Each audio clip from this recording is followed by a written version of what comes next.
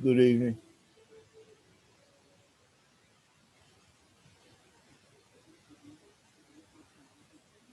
Hello. Hello, everybody. Good evening. Good evening.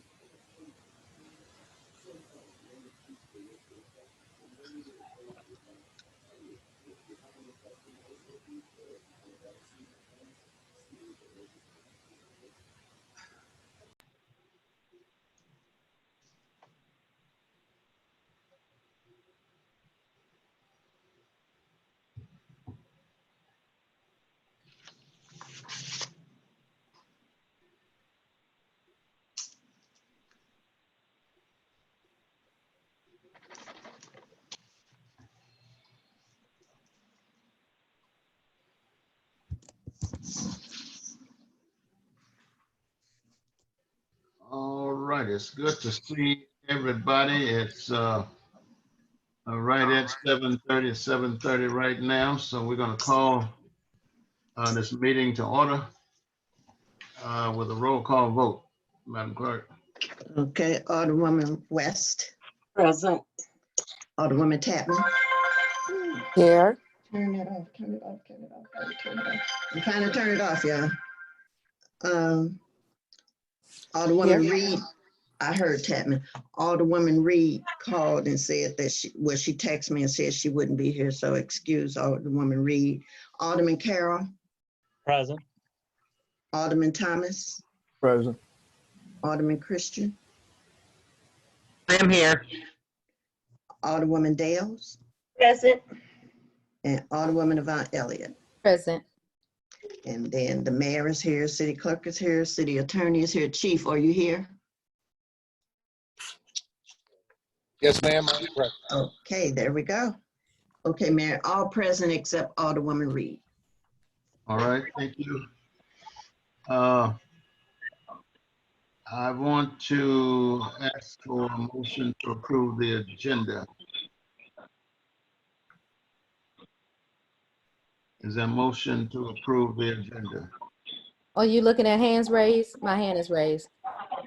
No, I wasn't looking at hand raised. What's your hand doing up?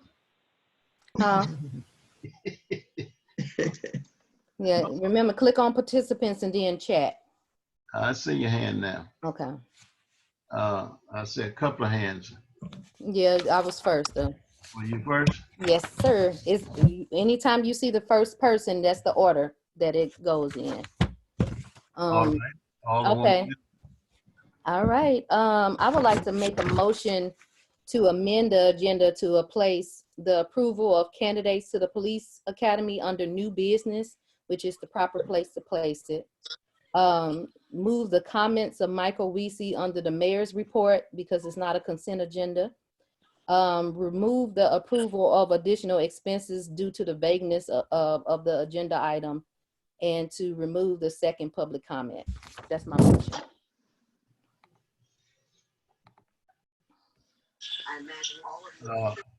I will approve everything but the second comment from the public. Well, someone would have to amend it from the board if they disagree with that. They can amend it and strike it out. All right, there's someone from the board. Would you speak? Can we get a second first, and then we'll be able to conduct business from there? Mayor. No.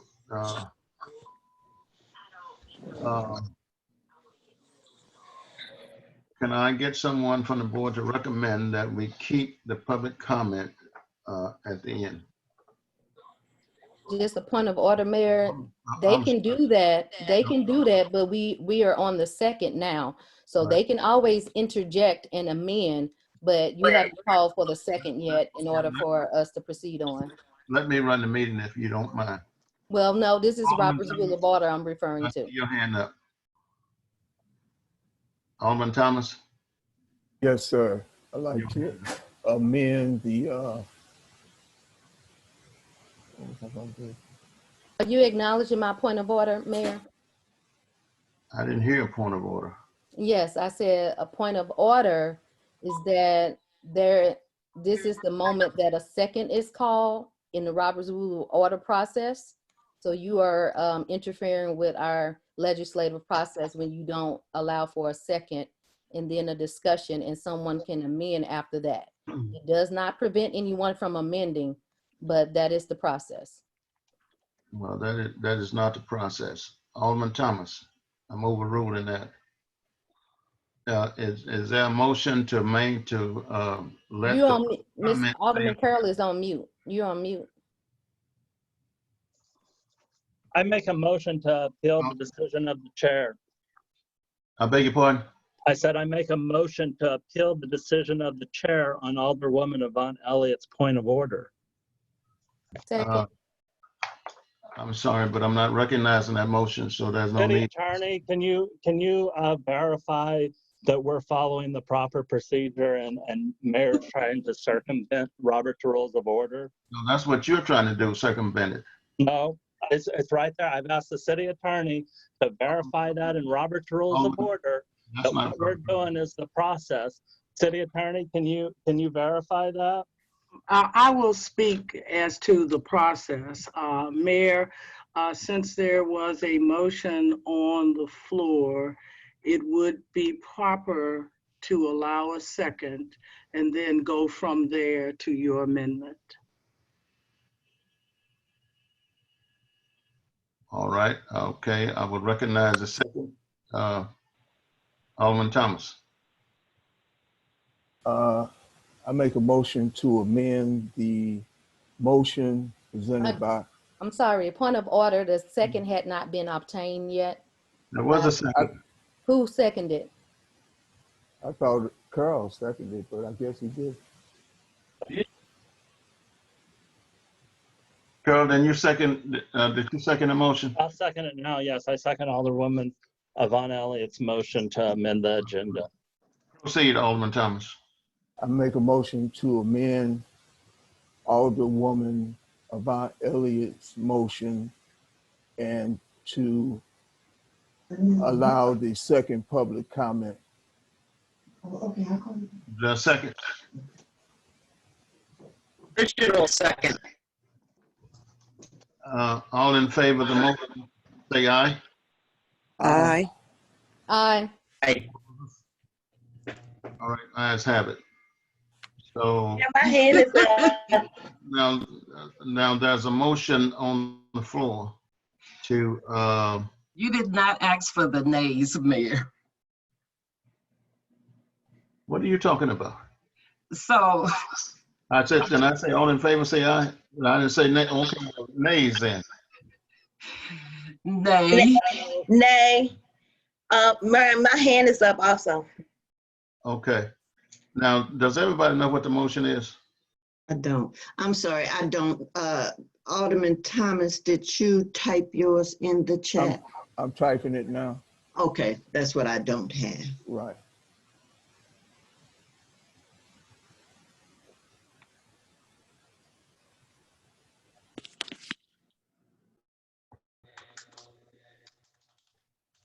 Let me know when you have it.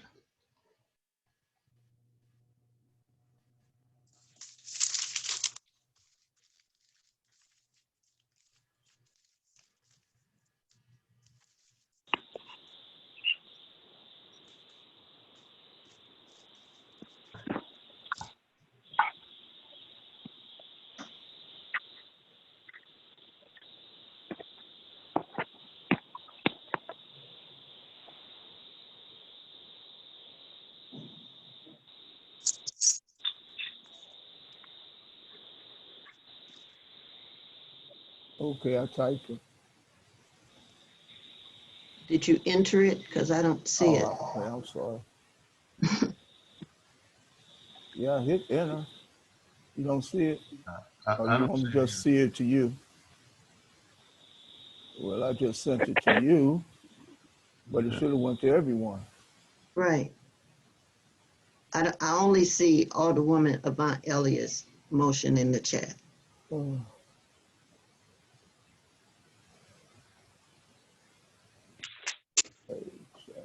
Because I don't know what you said for your motion, sir. Okay. Well, can I get some help? I typed it. Okay, would you repeat the motion that is very Okay. simple? And if somebody else could type it for me, because evidently I'm not. I'll type it in. What's the motion you want to make? Okay, thank you. Motion to amend Alderwoman Elliott's motion to strike the second public comment and to allow a second public comment.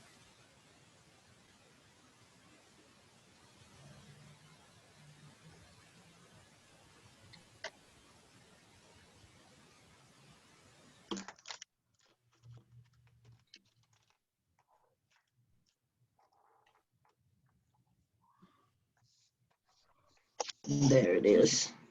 Okay.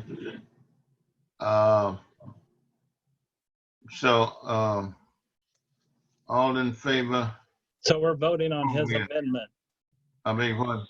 So we're voting on Alderman Thomas's amendment right now, just for clarification, so everybody knows. Right. Okay. All in favor of the amendment to allow public comment, say aye. Aye. Aye. Opposers, say nay. Nay. Nay. Okay, the motion passes. Okay.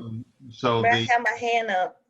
oh, I'm sorry, let me get to you. Okay. I'm gonna get to you. So Alderwoman Dales. You're on mute. Okay. I would like to make an additional amendment to the agenda to add the police academy back in, comments of Michael Weezy, and additional expenses for Ward 4. And I would like to get a second on that, please. Alderman Thomas, second. Then moved and properly second. Madam Clerk, do you have that motion?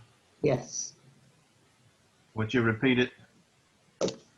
Alderwoman Elise Dales would like to amend the agenda to add candidate to the Police Academy, comments of Michael Weezy, approval of additional expenses, and last comments for the citizens to speak in the second comments. For the question. Alderwoman Elliott. Yes, ahead. the motion that was approved already have those items included in there. So it looks like the only thing that she is seeking approval for is the additional expenses. So the last motion included all of those. They were not taken off the agenda. The only thing that was taken off the agenda was the approval of the additional expenses because of the vagueness of it. Clarification. Mayor, my hand is up. Okay, would you amend your motion to reflect that you want to add the additional finances onto it? Are you speaking to me, Mayor? Speaking to you, yes. Your hands up. I did have that in there, but I also need for Michael Weezy or his representative to speak not in your comments in the order that they're in under new business. And that's the reason why I put it in there. And I also want the candidate for the police academy to continue to stay in the order that it's in. Is there a second? I'll second it. Madam Clerk, do you have that? Yes, she did. So we can vote on it? Yes, you just repeated what you had at first, right, Elise? Yes. Woman? Yes. Okay. Yes, Mayor, I have it. All right, it's been moved and properly second. And all in favor of that motion, say aye. Aye. Aye. We may need a roll call vote. Yeah, can we get a roll call vote? All right, roll call. Okay. Alderwoman, wait a minute. Alderwoman Dales, Yes. Alderwoman West, No. Alderman Carroll, No. Alderman Thomas, Yes. Alderwoman Tapman, Yes. Alderwoman Avant Elliott. No. We have one. You left off Alderman Christian, I believe. Alderman Christian, I left you off. I'm sorry. Yes. Okay. So you have 1, 2, 3, 4 yes, 3 no's. Can I make a point of order, Mayor? What's your point of order? Okay, so when we were going through the process of amendments and Alderman Thomas made his amendment and it was seconded, when you proceeded on to the vote, you closed out that process at that point when we voted on his motion. So she can't cancel out what we just approved of his. And the attorney can verify that. So when you call for the vote, you closed out that process and we approved what he voted on. Uh, uh, Attorney, is that true? Mayor, it appears as though that is what occurred when the amendment took place. So based upon Robert's rules, the only way to amend the agenda again would be by a 2/3 vote.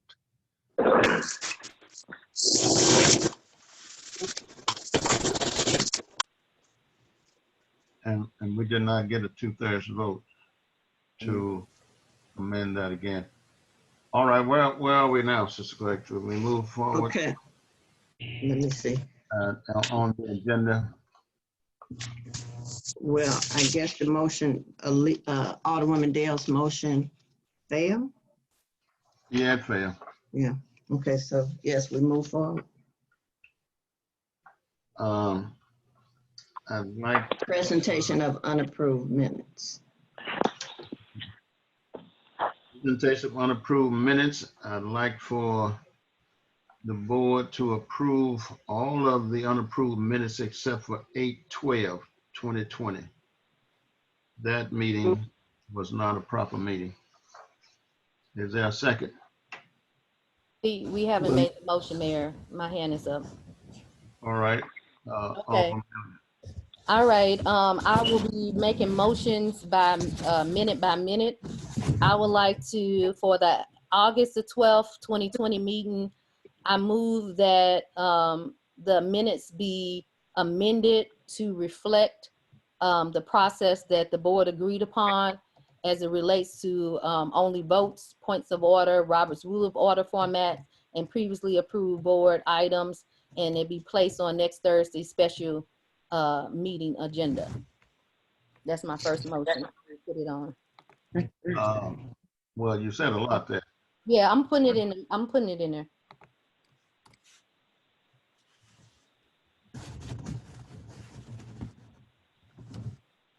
I'm sorry. I put amend the motion. I move to amend the agenda. Hold on.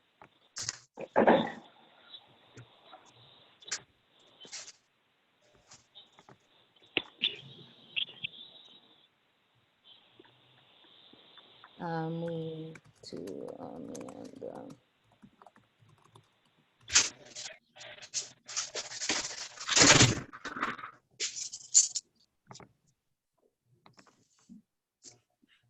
Okay. So let's say I move to amend the minutes to reflect only the votes, points of order, and other Robert rules of order format as previously approved by the board, and that it be placed on the next Thursday special meeting agenda. You talking about August 12th? Yes. Alderman Carroll. I second. Because that meeting was not a legal meeting, then I will not accept that. Point of order, Mayor. City Attorney, can you verify? Only a judge can determine whether that was an illegal meeting or not. Board cannot determine, nor the mayor can determine whether that was an illegal meeting or not. So only a court of law can make that determination. And as such, that meeting, we held that meeting. There was a majority of people there, and board members there, and actually there were 7. So there was more than a quorum present at that meeting. So could you speak to that? Well, I'll just share with you that meeting did not have a 24-hour notice. Therefore, okay. I'm asking the city attorney.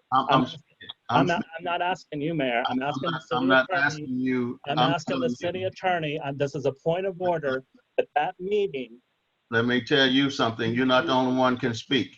okay, and I made a point of order, and now per Robert's rules, you have to listen to the point of order, and then you can make your ruling. And I'm asking, my point of order is that meeting can only be determined to be legal by a court of law. Is that correct, the city attorney? Not true. The ordinance says that. Okay, then let the city attorney answer it. If it's not true, then she can verify that, because I have it right here, and we went through this last week. Point of order. What's your point of order? Point of order is that the chair has the authority to speak and handle the meeting. And also, Mayor, I also have my hand up for the comment that's in the comments. Okay, I see you. Speaking to the motion for the meeting for August the 12th. Okay, but excuse me, I'm still wanting a ruling on my point of order, and I've asked the city attorney a legal question about the August 12th meeting, and I'm still awaiting my answer. The answer to your question, Alderman Carroll, is that only a court can make a binding determination as to the legality of the meeting. There are other entities that can make a determination as to whether or not it was properly held in accordance with the law, but only a court can make a binding legal determination. That is correct. Is the mayor one of those entities? No, I'm not. I'm telling you that until we get something that says that the ordinance calling for a 24-hour notice, until we get somebody to overrule the ordinance. That wasn't my question. I was asking. We're not going to legalize an illegal meeting. No, everything the board does is legal until proven otherwise. Is that correct, city attorney?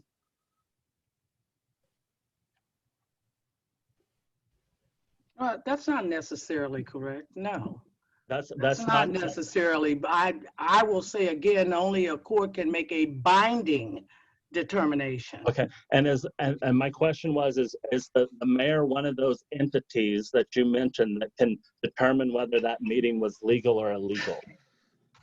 No, the mayor is not one of those entities, but he can certainly state for the record his objections and his concerns about the meeting that was held, and proceed from there. Absolutely. And as point of order. Board, point of order. I'm still on my point of order. You don't pointed the boy. Jamie, please don't put your hand in me. Thank you. A point of order is not debatable. If you attended Robert's Rules of Order, you would have learned that. So point of order, that was unnecessary. Well, your point of order is out of order too, because I'm still. Point of order, you're out of order, Jamie. Point of order, you're out of order. Only the mayor can determine who's out of order, and I'm still talking about speaking to my point of order. And it can be done in a less decorous way. Let me say this so we can move on. Alderman Carroll, you asked for an opinion of the attorney. And she gave it. And she gave it. Let's move on. Okay. May I have a comment? My hand is up. Yes, Alderwoman Dales. Can I ask the attorney a question? Yes. Attorney White Coleman, can the Robert's Rules, standing orders, can they overrule the ordinances of the city of Bellefontaine neighbors? No. With respect to authority that binds this board, the ultimate authority would be state law, state statutes, and then from there you would go to your code. I have one more question. Proceed, please.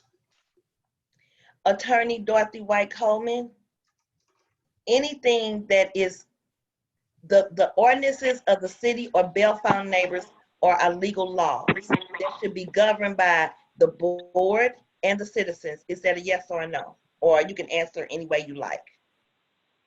The ordinances certainly govern the city and the board. Thank you. And the citizens as well. Thank you. My hand is still up. Alderwoman Chapman. I'm sorry. I just thought I'd wait.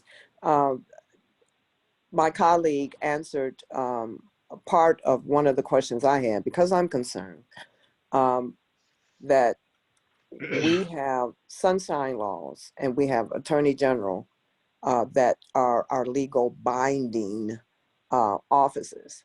And the sunshine law states that there has to be 24-hour notice for any meeting to take place. I'm concerned that we as a legislative board is trying to usurp that authority by placing in our records a meeting that has not been determined its validity within itself, not being posted for 24 hours, delegitimize it anyway. But we have not received a legal determination from the Attorney General's office, which is, if I'm correct, Attorney White Coleman, a legal binding entity, as well as the state of Missouri sunshine law. Is that correct? Which states it has to be a 24-hour notice? The Attorney General certainly can render an opinion as to what Missouri law requires. And while that opinion may not have the same force and effect as one rendered by a court, it certainly is one that has authority behind it. All right, point of order, Mayor. What's your point of order? All right, first of all, the person needs to be muted. That is one of the guests. I'm not sure if Fran can see that person. But secondly, we were on the second, and the attorney stated earlier in the meeting that once a motion has been given, that it is proper to ask for a second, and whatever happens from that point will be on the board. And so you have not called for a second on my motion, so we can proceed along the agenda that we approved. Well, let me back you up a little bit. I have not recognized the motion nor the second. You recognized me on the floor and I made the motion, and you have not asked for the second at this point. Once again, undermining the legislative process. The attorney stated at the beginning, when we had this issue just a few minutes ago, that once the motion is made, it is proper for the second to take place, and that has not happened. Let me, you guys went to Robert's Rules workshop. When is a motion not a motion? You learned that. The question was asked in that meeting. When is a motion not a motion?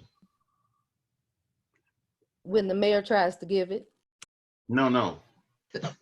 The motion Mayor, this is Alderwoman West. I was supposed to be quiet this meeting. However, you are out of order right now. If you want to debate, you must remove yourself from the chair, allow someone else to chair while you debate.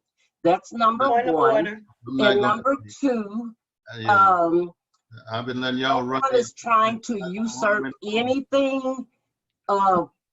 People who are quoting that law is conveniently leaving out an emergency or special meeting can be called for cause. That's number two. So you cannot arbitrarily decide you're going to recognize some older people's motions and seconds and not others. You cannot do that.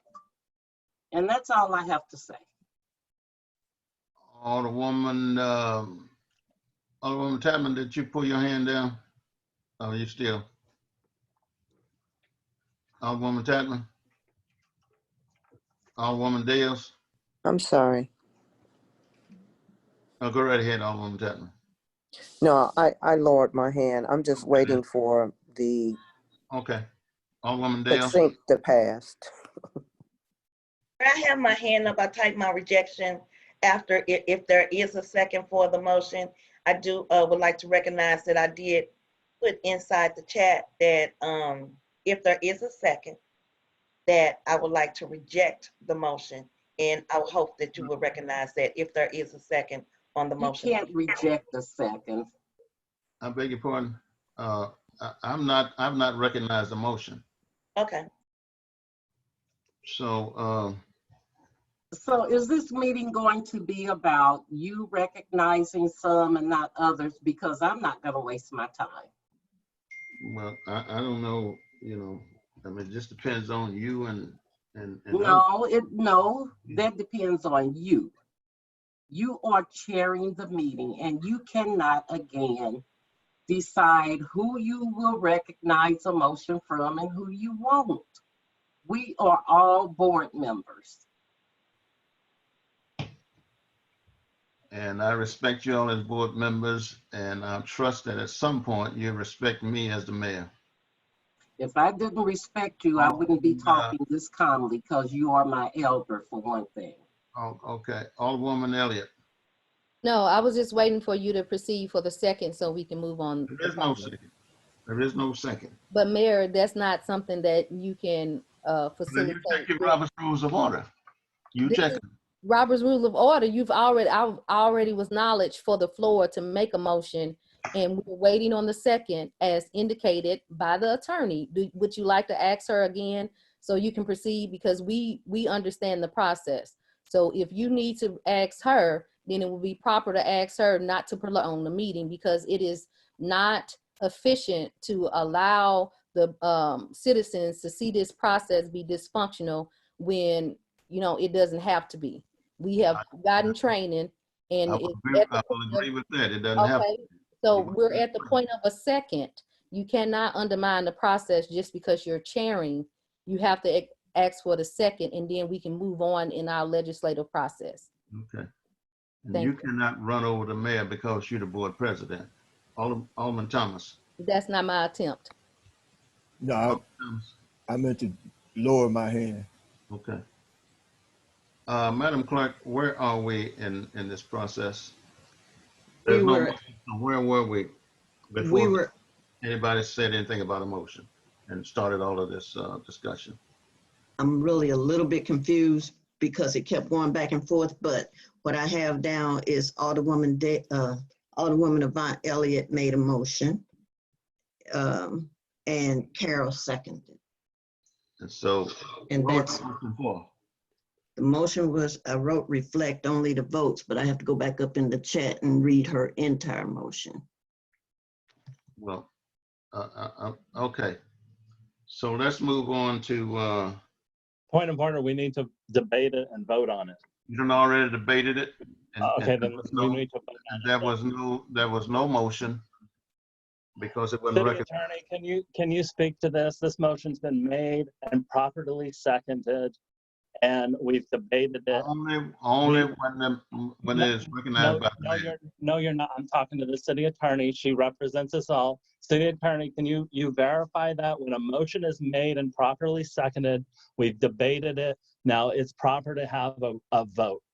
Not if it's not recognized by the chair. I'm asking the city attorney. No, that's not how Robert's rules goes. Well, you asked the question right. You didn't ask the question proper. That's not how it goes. If it was recognized and it was not recognized. The motion was made, recognized by Yvonne Elliott. She typed it in the chat box, and then I seconded it. And the city clerk has that recorded down. And now we debated it. City attorney, could you speak to this? She can't recognize her own motion. Now, city attorney, you can speak to that. Well, I'll be honest with you, I'm a little confused. If the city clerk could answer whether or not the chair recognized the maker of the motion. If he recognized the maker of the motion, did he recognize? Yeah, no, that would have been Alderwoman Yvonne Elliott. Right. Yes, he gave her the floor to make her motion. She typed it. I did not recognize her motion. Okay. She went to talking. Oh, no, you did say you don't recognize it. Okay, so, no, he didn't. He Recognize. recognized me to have the floor. It doesn't mean anything. Sure, I recognize you for the floor. Right. I can recognize you for the floor and not recognize what you're doing. Okay, so, And Madam Attorney. Clerk, you need to take the minutes like they're presented. So the attorney was still speaking. She wanted to first acknowledge that I was acknowledged, and then she was going to proceed with the proper information on the process. So Now, I was trying to get clarification as to whether the chair recognized you to make the motion. And yes, he did. I heard two things from the clerk, so Could you just it's explain not. what should happen after this? Because he acknowledged my hand, and I started to speak. He didn't like what I said. That's something different. So If the chair recognized the maker of the motion and it was properly seconded, then the next step in the process would be debate and then a vote. finally, thank you.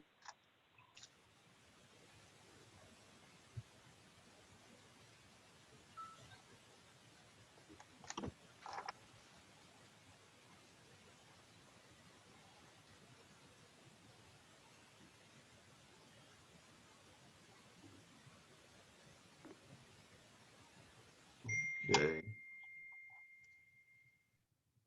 So we're voting on your attempt to make the meeting on August 12th legal. That's not what the attempt is.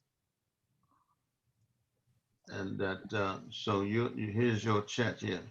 I'm in the motion to reflect only the votes, points of order, and other Robert rules format as previously provided by the board, and that it is placed on the next Thursday agenda, a special board meeting, August 12th. I move to vote point of order. Who keep making these points of order? It doesn't say here in your chat. Yeah, Mayor, for I have my hand up. Alderwoman Dales had interjected on my motion, so that's why it may be confusing. But you said the majority of it. And I have my hand up, Okay. Mr. Chair. All right. Go right ahead. Still, for a point of clarification, we're still at debate stage. I still want clarification for myself and probably citizens who are like me. So we, in the amendment, is stating that we only want a meeting that has not been determined, the validity of it, legality of it, to only reflect part of what happened in that meeting. And according to Sunshine Law, anything that happens in a public meeting has to be, all of it has to be stated and available for citizens. So again, I'm concerned that we are trying to legitimize a meeting that was clearly obvious, not called properly because it was not called and notified to citizens in 24 hours. And now we're trying to omit part of what happened in that meeting. So I'm just confused because, like I said, it was already stated that according to state statutes and the Sunshine Law, the meeting does not meet the criteria of a legitimate meeting. So I'm concerned that we're trying to push this into our records without it. We want to abide by rules on one side, on the other side we don't. Sunshine Law states what the criteria is. Now we're trying to usurp it, but when it fits, we'll go along with it. So I'm just trying to get clarification for myself that we're trying to legitimize something that was clearly not properly posted and notified the citizens in a 24-hour window. That's my concern, and I'm done with it.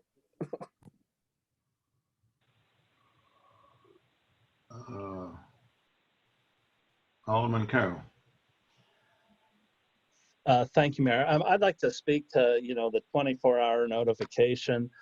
What the Sunshine Law actually states is that any meeting of a governmental body, unless for good cause, such notice is impossible or impractical.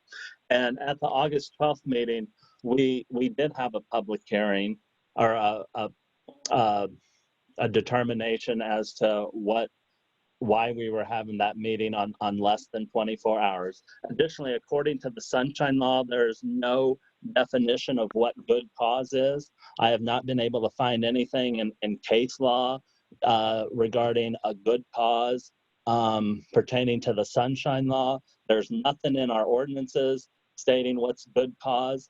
So as a legislative body, we took it upon ourselves to determine and what was good cause to have that meeting for less than 24 hours notice.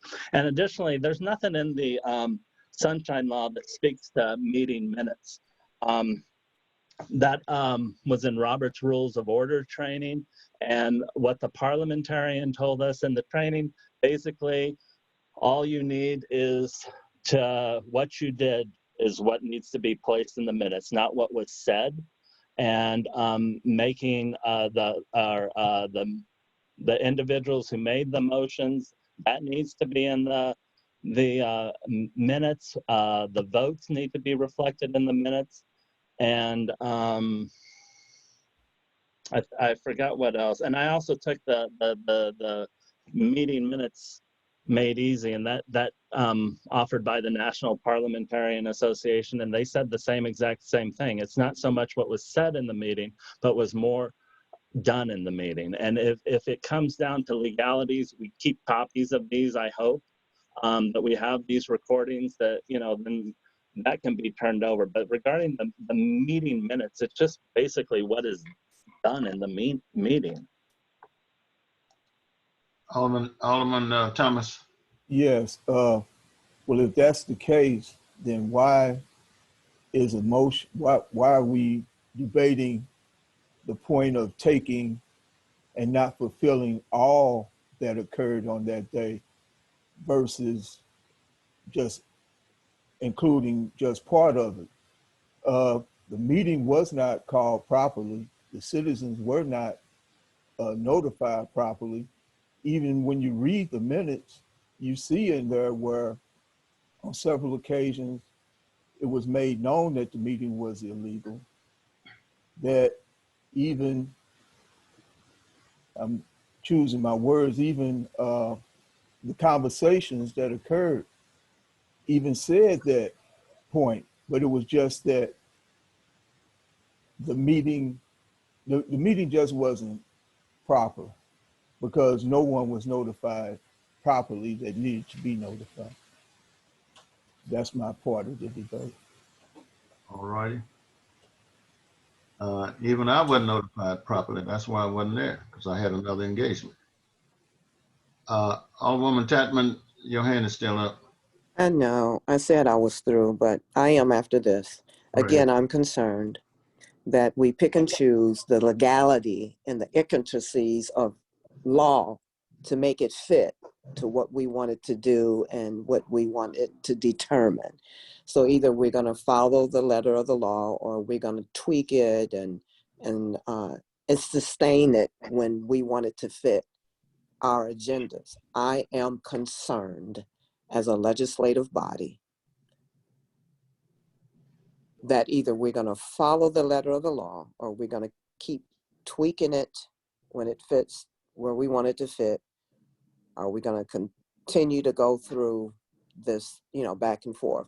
I have one question to the city attorney, if I may, Chair.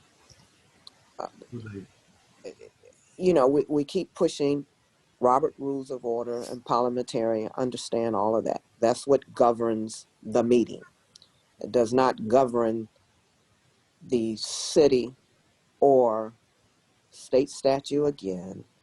And even though you find loopholes in the Sunshine Law, is there any even binding effect of some of the things that were done in that meeting? For instance, my question to the Senate Attorney, what is the binding effect of standing orders or resolutions, which were, I wasn't at the meeting, but I saw the notes. Can I have a What is point the of order? legality? What are the binding effects of those Point of order, things that were Mayor. stated in there? Point of order, Mayor. What's your point of order? Okay, first of all, the attorney indicated that she would not be providing any legal opinion on that meeting. I'm sorry, what is your point of order? I'm saying my point of order.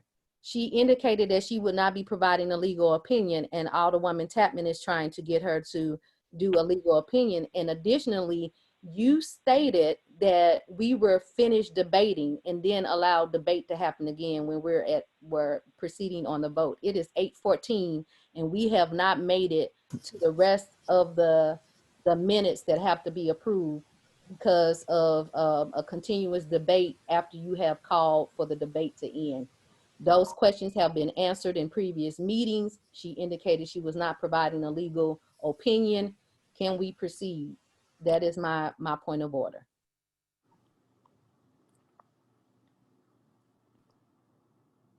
All right, I'm not recognizing your point of order, but we do want to proceed.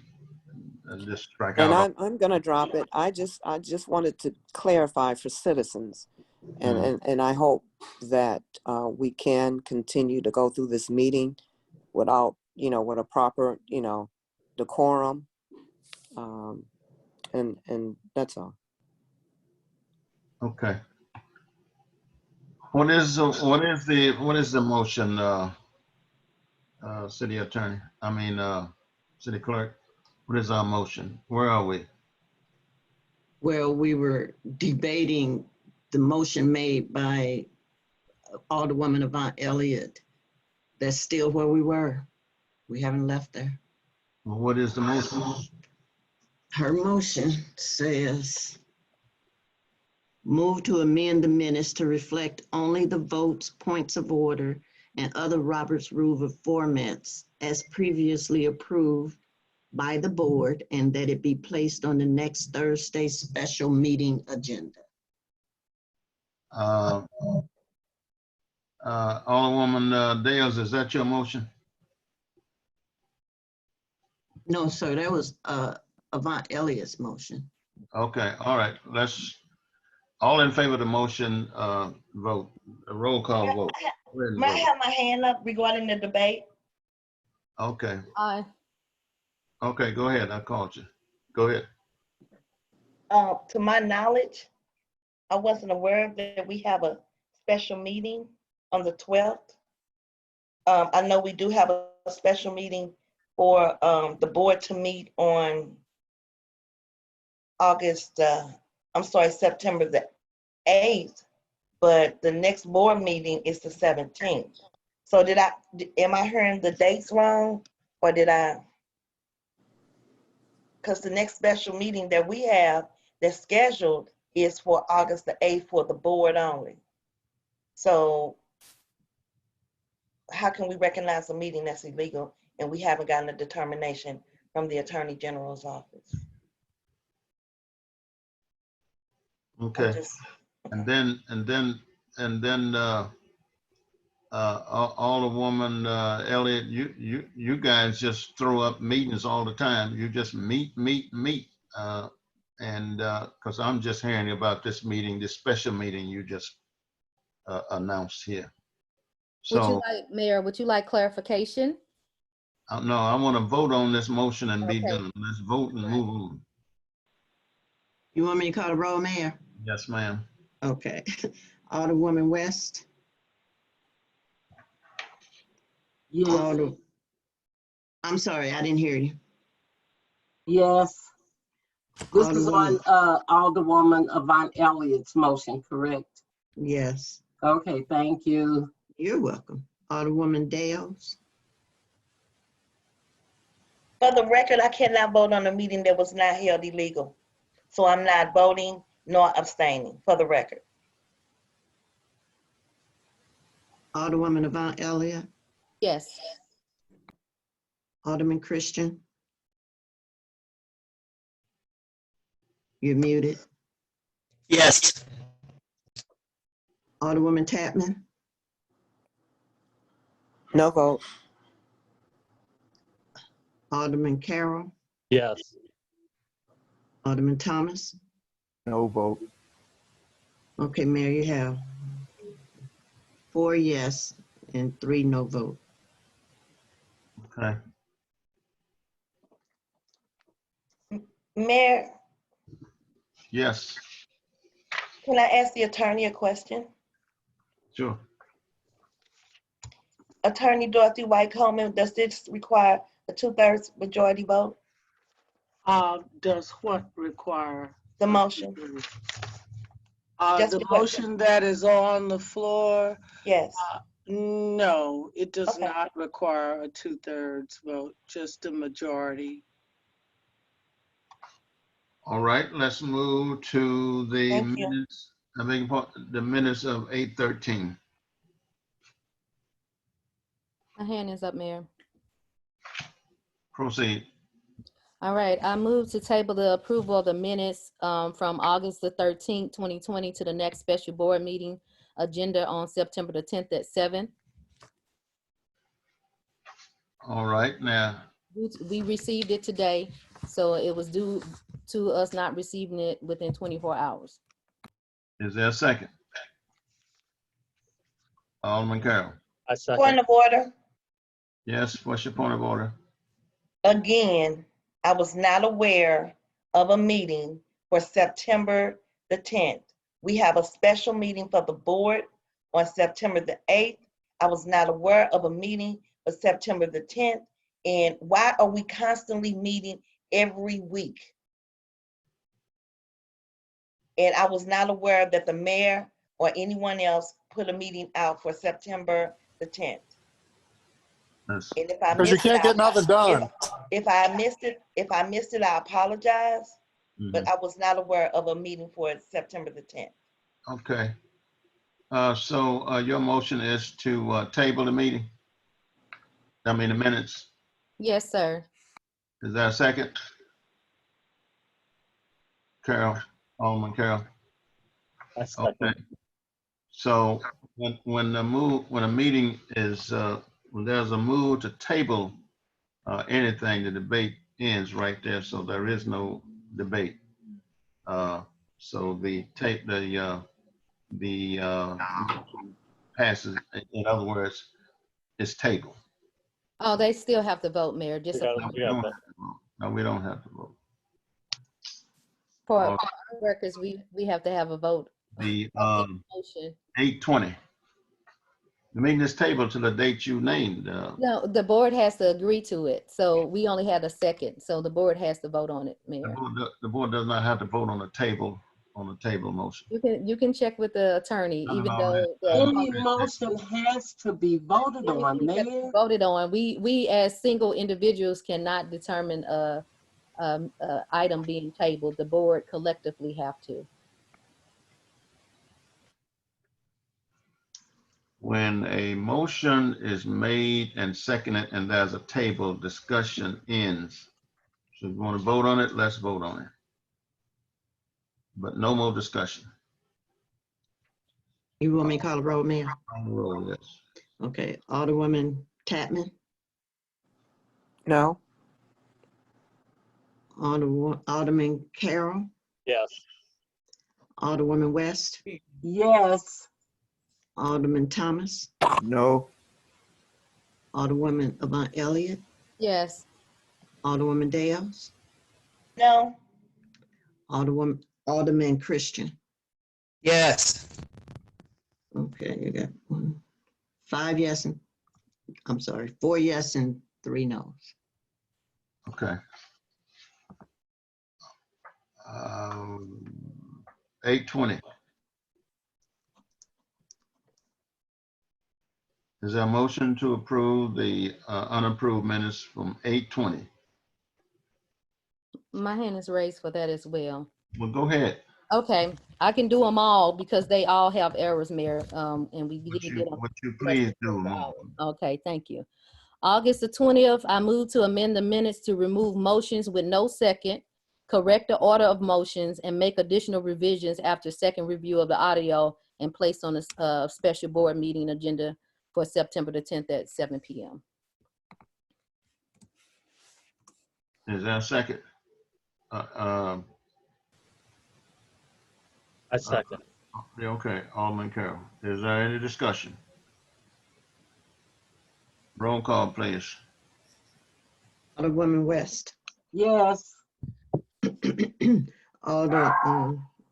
Tapman. We're voting on to make corrections to the minutes and move it to a special board meeting. That Is that correct? That was her. Yeah, I'm motion. reading. I just wanted to make sure. Okay, because I didn't know anything about a meeting either. No. You say no. Okay. Alderman Carroll. Yes. Alderman Thomas. No. Alderman Christian. Yes. Alderwoman Dales. No. And Alderwoman Avant Elliott. Yes. 4 yes and 3 no's, Mayor.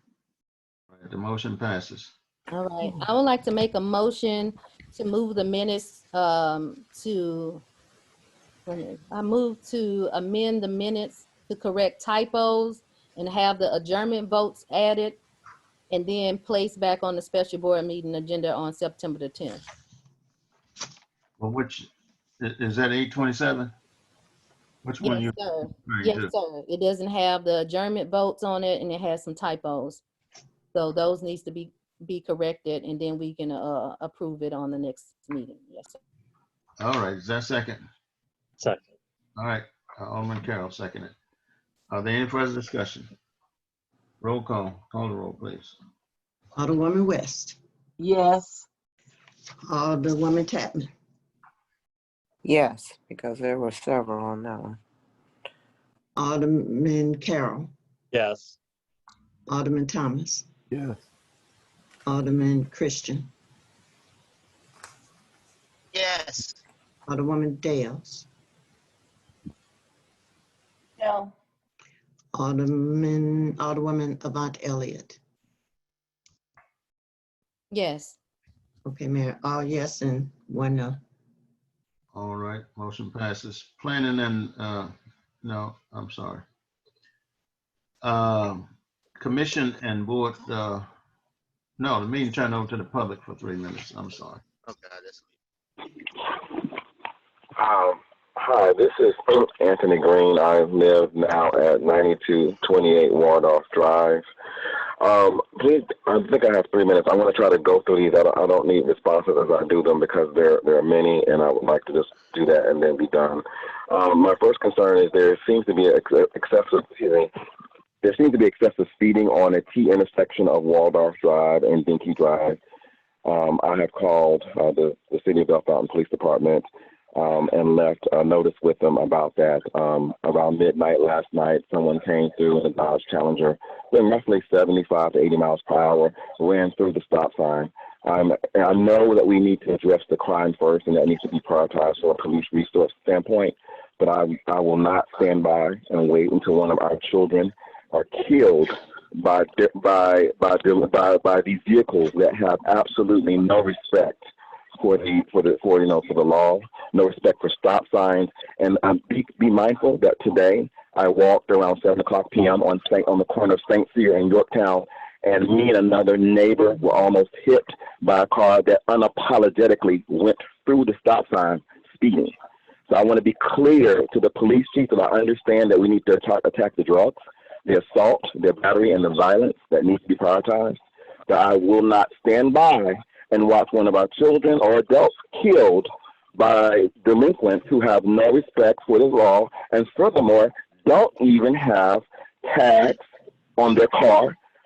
We have Bentleys going through our neighborhoods or starter homes with no tags in the drug and sex community. And I would like us to really put up some speed traps. I'm willing to have my driveway be part of the police trap where police car can be there to make that happen. But I want commitment. I don't want excuses. I would like to hear the police chief talk about that, because again, I was almost hit at 7 o'clock today on that. The August 20th meeting, there was one of the older women indicated that the treasurer presented a balance sheet that had significant credit for accounts receivable. I would like to know if that error has been corrected, because accounts receivable should normally have a debit balance where other entities owe us monies. So I want to make sure that that either was identified as to why we have a significant credit balance where we allegedly owe people an accounts receivable, which should not be the case. That accounts receivable should be a debit balance where people owe us money. So I would like clarification on what the error was and how has it been corrected, if any. That again was in the August 20th meeting. The next one is, do we have any monetary items in the budget for the 2020 budget or the pending 2021 budget when we develop it for paving of the Edgewater Street and the Newbie Street? These streets have already been grazed in the sense that they have the asphalt is pretty much gone on it. It's at the black, it's at the like lower than the black level. You can walk these two streets and see that. I know that's an expensive proposition, but we should start developing sinking funds, including fining individuals for speeding in our neighborhoods to help fund the expensive proposition of paving these streets. They're in great disrepair. Again, it's Edgewater and Newbie. And lastly, I was told in one of the meetings that prosecuting attorney is not prosecuting certain citations either for the building department or whatever. If that is in fact true, I request, and obviously the board has to approve this, I would like the prosecuting attorney to attend one of the meetings and explain why they can't prosecute individuals who are not, following the code, or have houses in disrepair, or vacant homes that have been vacant for years and we cannot process them through the court systems. I wonder why those particular cases are being deprioritized, if that is in fact true. All right. And my last question, so that's it. I'll let that be. Was up a minute ago. Yeah, I'm sorry. I wish I could abide by it, but when we have meetings that are 5 hours long, it's hard to have a 3-minute dialogue. I'm not complaining to you. I'm just saying, just be aware that the meeting last time was 4 hours and 45 minutes.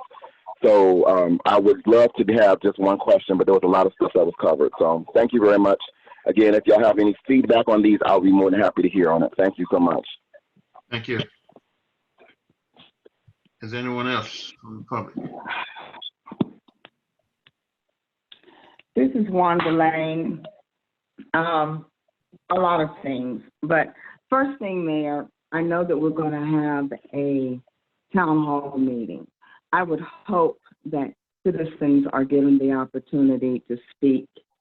I like the way the one neighbor said a couple of meetings ago, we have endured these 4 and 5 hour meetings, but then the citizens who the elected officials claimed that they were servant leaders for have definitely demonstrated that they're not very friendly to the public because the public comments are being shut down.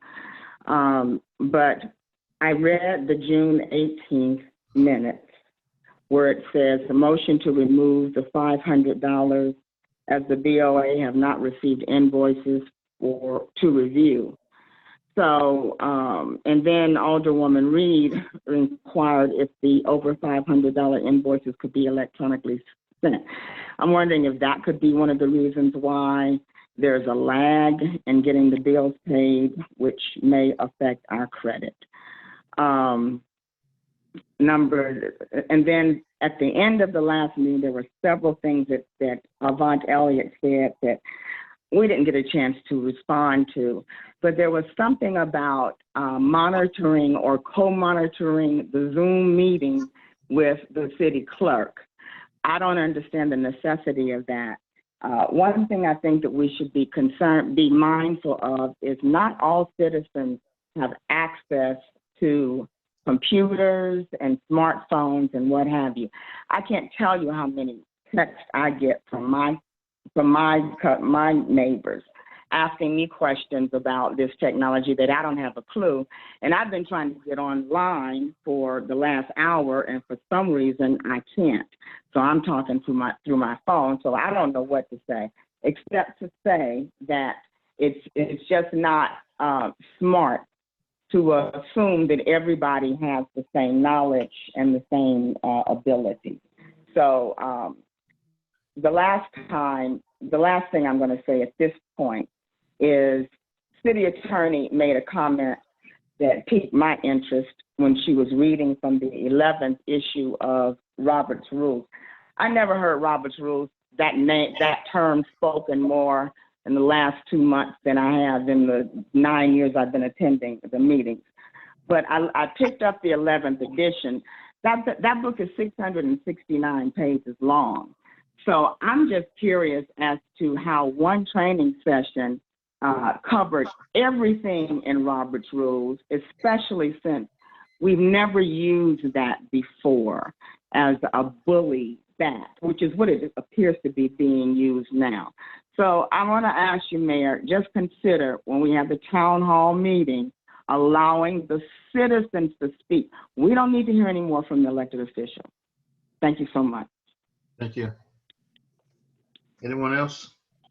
Yes, this is Kathy Wilson. I'd just like to amen on everything Wanda said. I could not get on Zoom myself, and it has really messed up my computer. I'm going to have my son come over and fix it for me. But I've gotten on it before, but I couldn't get on it tonight. So I was going to give you guys a kudos on the last meeting, but you sure blew that by what you went through tonight. That's all to say. Oh, are you done? Yes, sir. All right. Thank you. Oh, one more thing. I wouldn't have your job for all the tea in China. I received that. All right. Thank you. Anyone else? Yes, this is CJ from 925 Tane. I just had a couple of questions. Well, just one question. When is the town hall meeting? And will it be in person or will it be virtual? It will be in person at the gymnasium rec center. Okay, what date and time? It'll be 6 o'clock on the 17th. Okay, thank you. Mayor, that's 7 o'clock for the town hall meeting. 7 o'clock. I'm sorry, 7 o'clock. On the 17th of September? Yes. Yes. All right, thank you. That was all. Anyone else? That was going to be in my report, though. You would have gotten that information before you left. Anyone else? All right, then we will go back to the board meeting. Commissions and board reports, Public Safety Committee. Anyone here from Public Safety Committee? All right, then we'll go to Youth Commission. Hi, everyone. Hello. Hi. So we met August 17th. We have been meeting underneath the pool gazebo or next to the pool gazebo to practice social distancing. So anyone who would like to attend the Youth Commission meeting, that's where we will be. We have been posting on the city website as well. We did have two guests, Alderman James Carroll and Alderwoman Avant Elliott. Thank you guys for coming. We discussed June and July of 2020's budget, as well as the events for the fiscal year of 2021 and the budget amount for each event. We also discussed the rec center's budget and finding out what they can provide and what they could not provide for our 2021 event. We were asked by Alderwoman Miranda Avant Elliott to volunteer some time or donate some of our budget to a possible back to school event that the city may be hosting due to the Youth Commission being cut for as members. Our members prefer to donate time instead of our actual budget because our budget has already been cut. While practicing social distancing, the Youth Commission noticed that the golf course had not been cut So hopefully it has been addressed and cut by now. I did call to the Parks Department to see if the grass could be cut. So I have not followed up to drive by there to see if it has been cut. Hopefully it has. And that's all that we really have to report. Okay, the grass has been cut. Okay, great, great, great. All right. Thank you. Thank you. Anyone have any questions? Mayor? Thank you, Mayor. Yes. Okay, I have a question. What I wanted to know, Mayor, because you'll have to direct the question. What did the rec center indicate how much, what support they can provide? And additionally, I wanted to advise the commission to possibly have all purchases to be maintained by the city just for accounting purposes. So I just wanted to speak to those two things because my understanding is that helmets and gift cards are not being held by the city. And I think for proper accounting purposes, we may need to have that held by the city. But I did have a question about whether or not the rec center, what did they indicate that they were able to support based on the last discussion? I have not received a response. Martha is online. So hopefully Martha can provide some direction as to what the rec center can or may not be able to provide for as food regarding their budget. Usually the rec center is the department that provides most of the youth events food. And there, as explained during the youth commission meeting, their budget had been cut as well. So that part, I have not received a response back yet. Mayor, is it possible to ask Martha or Amy to share whether or not they can continue to support in that way? Because our initial vote was for their budget to be reduced because of the support that they also get from the rec center and potentially get from the public safety or the chief budget around community. Can you ask for either one of them to speak to that support? Martha, would you like to add anything to that? Yes, as far as the budget, I'm sorry, I wasn't aware that you all had a meeting that you were discussing it, Alicia. We did decide to not have our Halloween event and the Easter event, just mainly due to the number of employees that it takes to run those and that no money comes in. We would certainly like to assist the Youth Commission in any way that we can because we all think that that's really important. But as far as budgeting, we just might have to get really creative working with you all to figure out what can we provide to the residents. We'd be happy to do that if you want to give me or Amy a call. I think Amy usually attends your meetings. Was she not there at the last one? Okay. Okay. Well, I'll speak with Amy and we can try to get back with you before the next Youth Commission meeting. Perfect. Thank you, Martha. Any other questions? One last request. Could you all, do you have any disaggregated data of the normal attendees at the events that you all had over the course of either last year or the previous year? You've never heard like numbers of participants. So like if it's the fishing derby, like how many? Yeah, we have those. We can get that to you if you want. Okay, thank you. So usually we do present with each, I apologize, I was not the chair at that time. However, we normally do provide how many participants that we had at each event. So we'll have some data to compare last year from this year to figure out what events work and which ones do not, which ones we can swap out and come up with creative, new, different events. So I can get you that information if you guys do not have it. Anyone else? Yes, I have a question. Hi, Alicia. Hi. And Mayor, this is basically for you and Alicia. It was suggested that the Youth Commission, that they make their expenses through, I guess, City Hall for years. And even when one person was on the commission and was removed for lack of attendance, the youth commission should not have to go and can I purchase this? Can I purchase that? We have a chair over the commission, and I think she's doing a really good job. And she has been doing this now for maybe a year or so and has already been on the commission. So I think the individuals that are on the commission, that they spend the money wisely and that we do not cut their budget anymore. This is to serve the youth in our community, and we want to give them as much support as they need.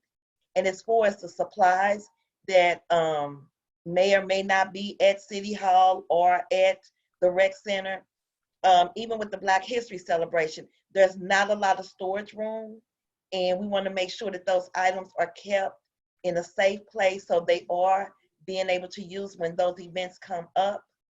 There's no plan to say how they're going to be secured or where they're going to be secured or if there's any room for it to be secured. So this is for something for Alicia, you and the mayor to discuss, and mayor, moving forward, continue to allow the youth commission to delegate the money and spend the items that they need without being, how can I say, looked over by a particular alderwoman or person, you know, just so they can have information that may suit them. And, you know, so if you can think about that later on. So what you think about that, Alicia? So I appreciate that. I would like to address why those items are not at City Hall. I did contact the city clerk at the time when the items were purchased, and how we began to utilize the gazebo next to the pool is because the door was locked at the time, and the youth commission was unaware that the door where we normally have our meetings would be locked. At that time, we were unaware that City Hall had even closed. It was later disclosed to me that due to the COVID events, that COVID testing that was going on was the reason why the doors were locked. So there was no storage, only because there were a lot of different items that were stored at that time in that room. So there was no way we could store the items at City Hall, and that has been addressed. So I apologize if the board is unaware of that, but that information was provided to the Youth Commission. All right, thank you. Thank you. All righty, the Imogen beautification. May I make one comment, Mayor? Yes, you can. Thank you. Imogen Beautification will hold their citywide cleanup on Saturday, September 26th at 9 a.m. and meeting at the rec center in the morning to help clean up the streets in Belfast neighbors. I'd like to see as many people there as can be there. Hopefully it'll be a nice day if we can get a lot done.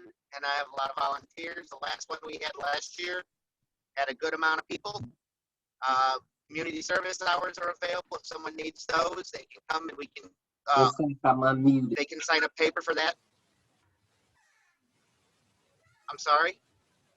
No, can proceed. Oh, I would invite all the aldermen and alderwomen to attend if they're able to. Anyone else in the city, I hope to see a lot of people there. Image and Beautification Board would really appreciate it. That's all I have on that mission. Thank you. All righty, thank you. Parks and Recreation Board. I'm sorry, Mayor, this is Alderwoman West. I have my hand up. I missed the date. I thought it was the first Saturday in September. Can you give me that date again, Alderman Christian? Saturday, September 26th, the last Saturday in September. Okay, thank you so much. You're welcome. All right, Parks and Recreation. Hello, everyone. Giving you an update on the rec center and the Park and Recreation Board. We have mailed our brochures out to all the residents. They should have gotten them earlier in August, and we've started registration for all of the fall programs. It's trickling in pretty well. The rec center is also distributing all of the masks that were donated by St. Louis County, and the residents and patrons are very appreciative of those masks that you all chose to distribute through the public. The transportation surveys are coming in. We plan to evaluate those closer to the end of the month. We're hoping to give more residents time to come up and be a part of programs before we finish evaluating those. We finished the 3-year van audit a couple of weeks ago, and that went fairly well. We are working on communication between departments to make sure that we are all in line with our maintenance issues, and we are also updating our drug and alcohol policy to accommodate MoDOT's requirements for the van grant. We're still continuing to discuss the repairs for the outdoor pool. We turned in the assessment for the Passport to the Arts program. I turned that in last week, and so we are waiting to hear back with their response.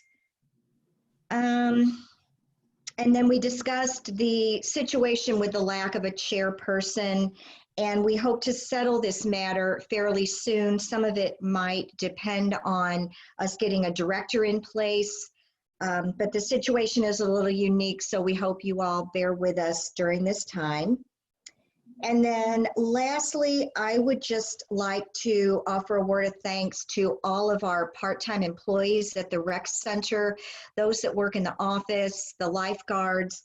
They have all been taking such extra precautions to make sure that all of our patrons stay safe during this COVID crisis. They're doing additional cleaning. They meet everyone at the door and welcome them. And it's turned out to be a silver lining in an otherwise really serious, concerning situation. And I think the people that come up to the rec center are feeling that they're cared for and they feel safe. And I would just really like to thank our employees for going the extra mile and providing that for the residents. Thank you. Thank you. Yeah, I have my hand up. Okay, proceed. Martha, I have some questions. Sure. Are individuals' temperature taken at the front door? Yes. And what is the transportation survey? Oh, that was something brought to us from the board where they wanted to know the age group of the participants coming up and how they accessed the rec center. Did they drive? Did they get a ride from someone? Did they take the city van? Did they walk? Did they take the maybe metro bus? Things like that to evaluate whether the rec center was actually accessible to the residents. Okay, I wasn't aware of that. Can you email that to me? Apparently I must have missed out on that email. Can you email that to me when that was sent to you? Okay. Sure. And the other question is, it was something you said. I forgot what it was when you was going on. I didn't write it down. But if it is, I'll just call you tomorrow. And thank you for everything. So if you can email me that, because I must have missed out on that.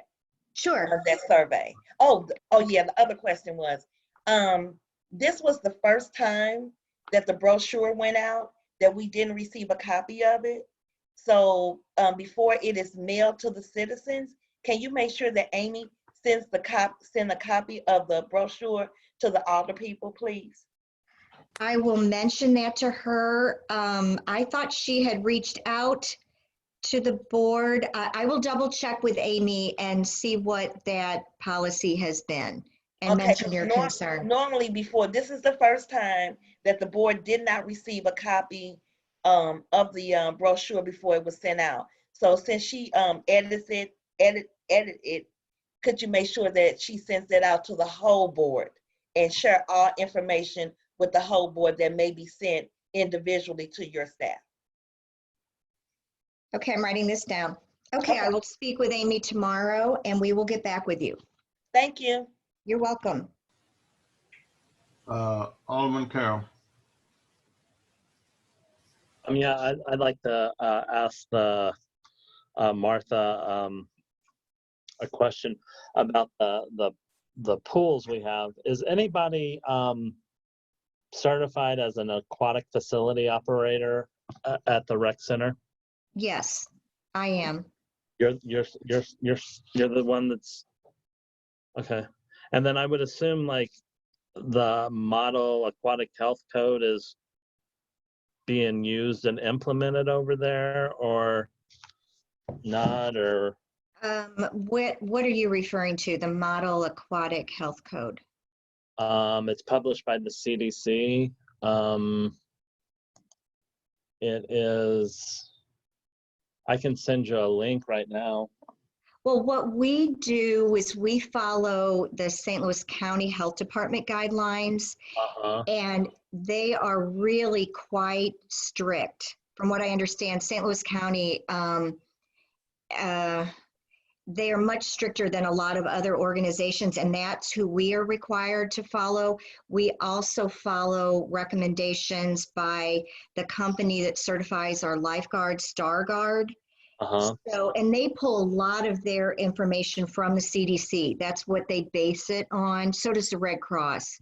So I think all those companies tend to work together to make sure that the pools are all run in an efficient and safe manner.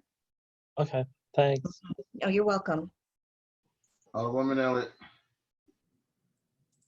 Okay, I wanted to ask what positions they still have vacant, so we would know as a board. Well, the director position is still vacant. I'm not sure what positions that the board has chosen to fill. We only eliminated the office manager and the assistant aquatics that you all were on the meeting and said that was fine. So what other positions do you still have vacant? Right now, I believe it's just the director position then. Okay, right now. and all other positions are filled. Yes. Okay, good. So I'll just ask the mayor in his report about the status of the director. I do have something to add real quick about the director position. Amy did get permission to advertise for that opening on the Missouri Parks and Recreation Association website, which will really get it in touch with a lot of people that do that, and that is their profession. And so we hope to get some applicants through that site. I think Amy was just able to post that earlier this week. Oh, were you aware that it was already 5 applications? I was aware that there was a few. Yeah, it was about 4 or 5 already that we didn't know existed until I requested the information, but no recommendation had come forth. So we don't know what happened with the process. So that's why I was saving it for the mayor's report. Okay. And just for clarification, as far as process, in most municipalities, the mayor and the city is the facilitator of the news. And so if the mayor chooses to disseminate, he can do so. We did not vote on the process around drafts. So if the mayor decides that he wants to send out a draft, that will be on him, because it's normally a city facilitated newsletter.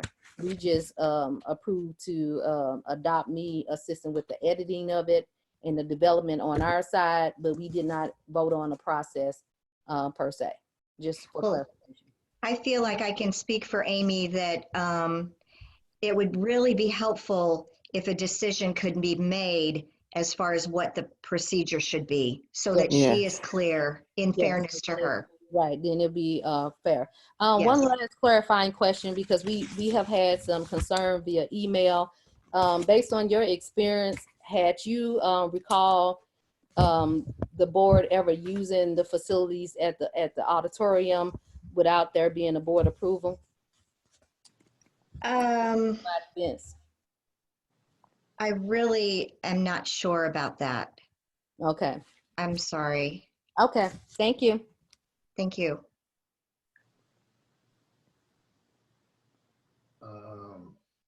Alderwoman Chapman. Yes. Good evening, Martha. Thanks for a Hi. great report.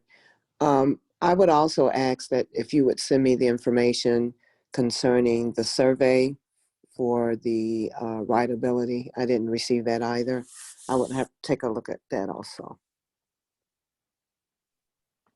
Okay, For of the course I will. the transportation piece. I will send it. I'll send it out to everyone. Okay, thank you. Alderman Thomas.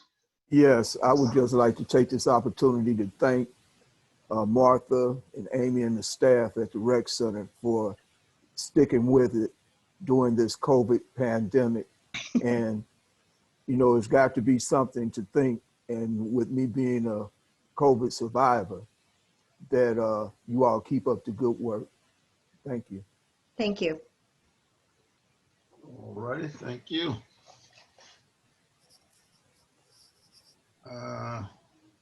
See, where are we here? Planning and zoning. Planning and zoning is scheduled to have a meeting. Its next meeting on Monday, September 14th. That'll be at 7 p.m. at City Hall. Masks will be required, and the boardroom is set up to maintain social distancing. We will have an application for an in-home child care as a home occupation for 9961 Northampton Drive. They have submitted all the required paperwork, and the applicant will be there at our meeting. The city attorney has forwarded information relevant to the nuisance ordinance that was passed recently concerning the location of basketball hoops. We will discuss where attached and freestanding basketball hoops can or should be located to maximize distance to neighboring lots, and where in the zoning code it makes sense to insert that language. We'll also be discussing existing sign ordinances as they relate to freedom of speech, especially section 29-91 residential signs.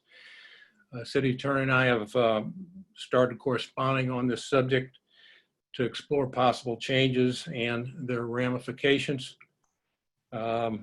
We have examined the two court decisions suggested by Alderman Carroll. This is an ongoing discussion. I don't expect that we will decide on anything definite on Monday the 14th, but we will move forward with this. At the last meeting, we were expecting Jim Hennessy, the owner of the property at 10223 Lewis and Clark, at our last meeting, but since it was storming pretty badly, he did not show. I don't know yet if he's planning on attending the new meeting. And that's all I have for now. Thank you. If there are no questions, we'll move on. Mayor, Yes. you have two people with their hands up. Could you click on participants on your screen and you'll be able to see the hands up? I know. Okay, Alderman Carroll was first. Yeah, I just have a question, and I don't know if this is directed to the city attorney or the planning and zoning chair, but I'm just going to ask it, and then whoever wants to answer it can answer it. But I took a webinar with Missouri Municipal League, and it was on planning and zoning, and it was talking about, I know our planning and zoning commission is combined, and it's not a planning commission and a zoning commission. But with that, according to the statute, it says that there needs to be at least 7 members on that planning commission. And in our ordinance, it says the planning and zoning is only requiring 6 citizen members. And could anyone just speak to that, or am I interpreting that wrong, or do we need to be adjusting our ordinances, or what? Well, we do have ex officio members. Not sure.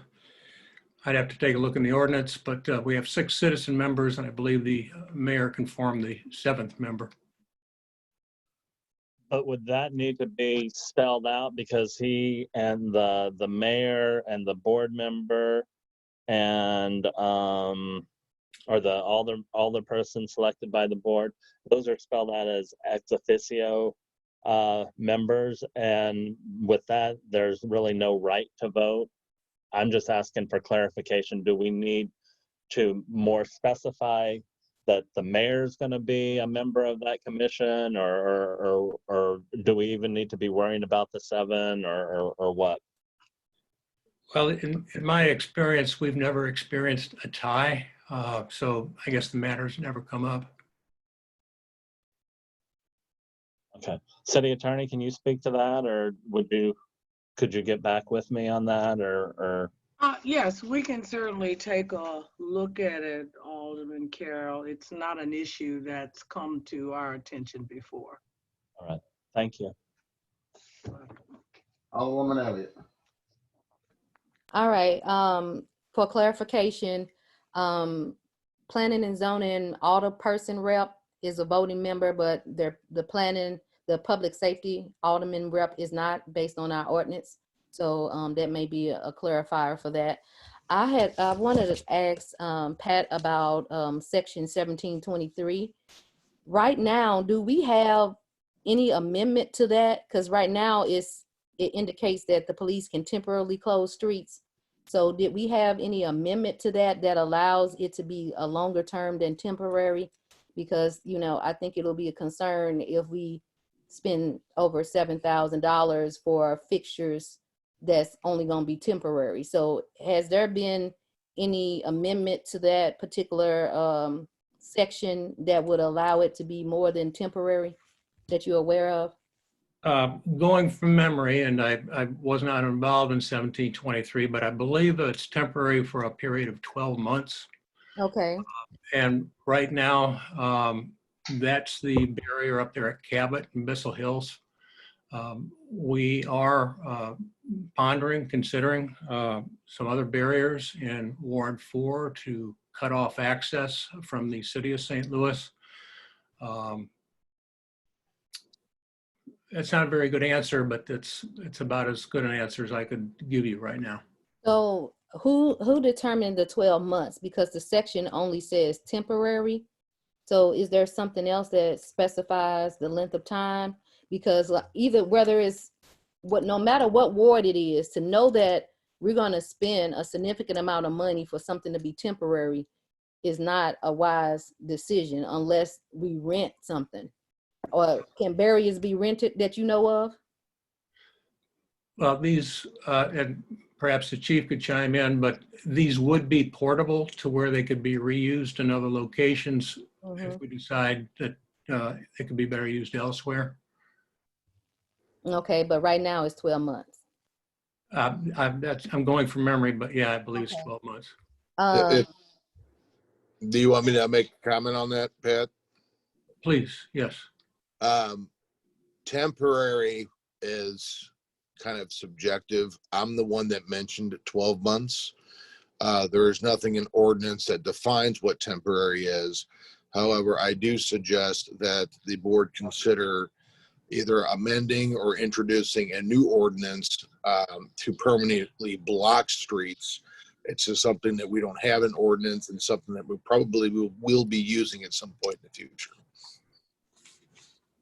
I think with that in mind, I think typically, and we will have to get verification, unless we indicate including barriers that was approved under the current ordinance, then, you know, it will only be those barriers that will be placed going forth, you know, so we would have to tailor it in a way that it captures anything we've already placed, because technically what has been approved is with this ordinance that currently exists, which is temporary. So if 12 months for $7,000, $8,000, for something that's temporary, I don't care that it can be used somewhere else. You know, that doesn't make sense. That's why I recommended that it go through public safety, planning and zoning to make sure all those things were vetted. It was not to block it, but to make sure that the process was complete, so we wouldn't be having a situation like this where it's done backwards. And now we need an ordinance to support something that's already been approved versus the ordinance preceding that process. But yeah, thank you. That's the clarification that I needed on that. Thank you. All right, thank you. Alderwoman Dales. Alderwoman Sorry, Dales. Mayor, Dinah's hand was up before mine. Alderwoman Chapman. Yes, I just want to further clarify that the issue that we voted on the last meeting was to place those barriers up on those particular streets under the current ordinance that we have. I like what the chief stated, that we need to take a look at making a more concrete ordinance that would pertain the full safety of all of our citizens. And if both areas at Cabot and the additional 6 streets, if those items can be portable, i.e. or the ordinance does not state that after a certain at the time, and we just solidified it was 12 months, that cannot be reenacted. So I would say that public safety shouldn't have a price on it. And I think I would be happy to work with the chief and anybody else on maybe presenting a new ordinance where we can use this type of traffic enhancement, i.e. crime prevention model that would help offer safety for our citizens. Alderwoman Elliott. Dales. Elise. Thank you, Mayor. The chief and I spoke about the ordinance when we were talking about the street barriers, and we can amend it. We just put, which I care and the chief cares, we do put the safety of our citizens first.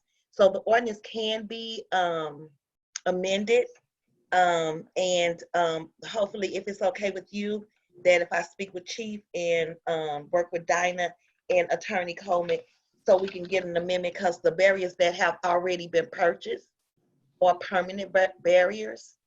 The items have already been, Michael just said, I think he's waiting on the concrete and everything. Everything has already been purchased. So we can get an ordinance in place for that. We just want to make sure that our citizens are safe, and maybe has nothing to do with what Pat said, but just so individuals and the citizens on the line, mostly everyone in that area has reached out to me, and just into those that voted for it, just thank them beyond measure because of the issues that they're having, and they really, really appreciate that you put their safety first. That's all I have. Mayor, can I speak? Yes, you can. I believe those barriers have not been purchased. I think we're waiting for authorization to do so. Mayor, can I say something? He just sent me a text tonight stating that, let me get to his text.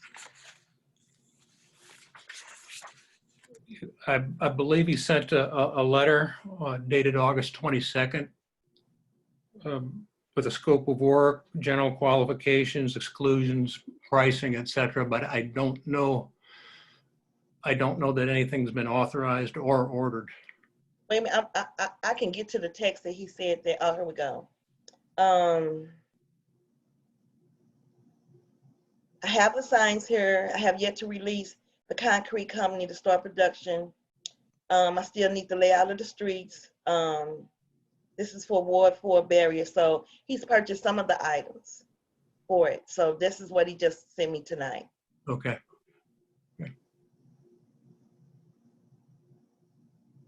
Alderwoman West. Thank you, Mayor. Just for clarification, I believe Alderwoman Yvonne Elliott stated the safety committee worked with the chief of police. That being said, Alderman Carroll is now the aldermanic rep for the safety committee. So he should be the person that would work on this endeavor. Thank you. Thank you. Alderwoman Elliott. I just want to make a point of clarification. Go right ahead, please. You muted. The board, okay, I'm sorry. The board has approved the barriers. Now is incumbent on the purchasing director to facilitate the bidding process for that. We are no longer involved until that bidding process is complete and he's bringing back the lowest bids. So we're talking about something that is now on the administrative side. So the board has approved for it to be purchased. Now is on the administrative side for that process to be facilitated, whereby he bring us the bids according to the ordinance. So I think we're moving in a process that may not be correct. I'm just making that point of clarification. Thank you. Pat, go right ahead. In terms of bid, I believe the model used at Cabot was applied here again. There were two different vendors for these barriers, and it was found, I believe this might be Keenstra, to be overall the more economical. The Cabot barrier, I guess, was the prototype cost-wise in this particular case. So I in some sense, I think we've already done that. It hasn't been presented to the board. We don't have any bids. No, they voted on an amount, but that is voting on the amount is not voting on a bid of, or that hadn't been presented to the board. Like 3 vendors that would do the work, who the vendor is, that was not a part of the motion. The motion was just, can I get these barriers for estimated at $7,000 such dollars, but not, here are 3 vendors that have been submitted a quote. We haven't experienced that as a board. So that's a process that's missing. I don't know what you all have. We don't have it in our packet. Pat, get with me tomorrow on that. Okay. Mayor, when we submitted the information, it was in the packet. There was 2 options, and we went with, I think, the lower option. It was sent to the board. It's in their packet, but you can get with Pat tomorrow because it was in there. It had 2 separate amounts, and I guess those might be the 2 companies that Michael works with, but he did have 2 separate amounts in there. And I don't know if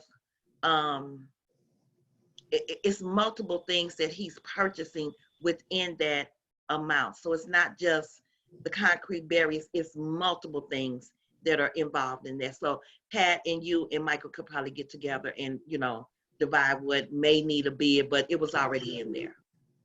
Okay. Okay, thank you. Do you wish to speak again? Your hand's up. So, all right, let's, thank you. Pat, are you finished? Yes, sir. Thank you. All right, thank you very much. Approval of the invoices over 500. Is there a motion, somebody? Alderwoman Yvonne Elliott has her hand up. Go right ahead. Okay, Mayor, I would like to make a motion to approve the over 500s for a total of $6,191.28. I will put the motion in the chat.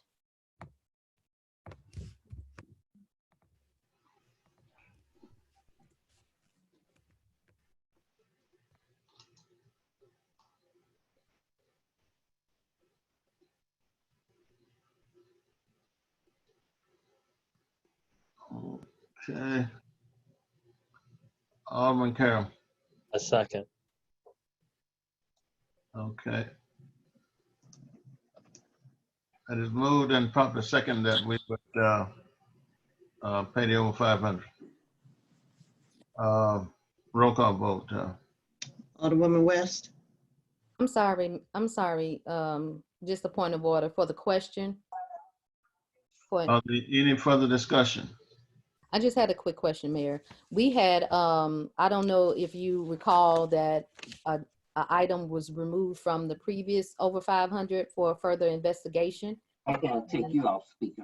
And what was removed was the cleaning contract. And so I did not know if you had further information so that that can be placed back on the over 500s the next time we have to approve them, because that was not approved to be paid before for further investigation is what Alderwoman Reed's motion was. So did you have any additional information supporting the contract, the qualifications or whatever for the cleaning? What I know is that when the young lady had the accident who was doing that and was paralyzed from the waist down, that we did call in a cleaning company. And the cleaning company told us that, you know, they looked at the size of our building and what have you, that we don't want, I mean, you don't want to hire us. Because if you hire us, then we got to charge you for the person that we send. We have to charge you transportation. We have to charge enough for overhead and a number of other things. And so what we did was looked internally, and we hired somebody from streets who took care of the job for a while, and then he could no longer do it. And then we hired someone else from streets and now in Park and Rec to do it. Now, if you want to contract it out to somebody, it's quite all right with me. But I can tell you, it's going to cost you a heck of a lot more than what you're paying now.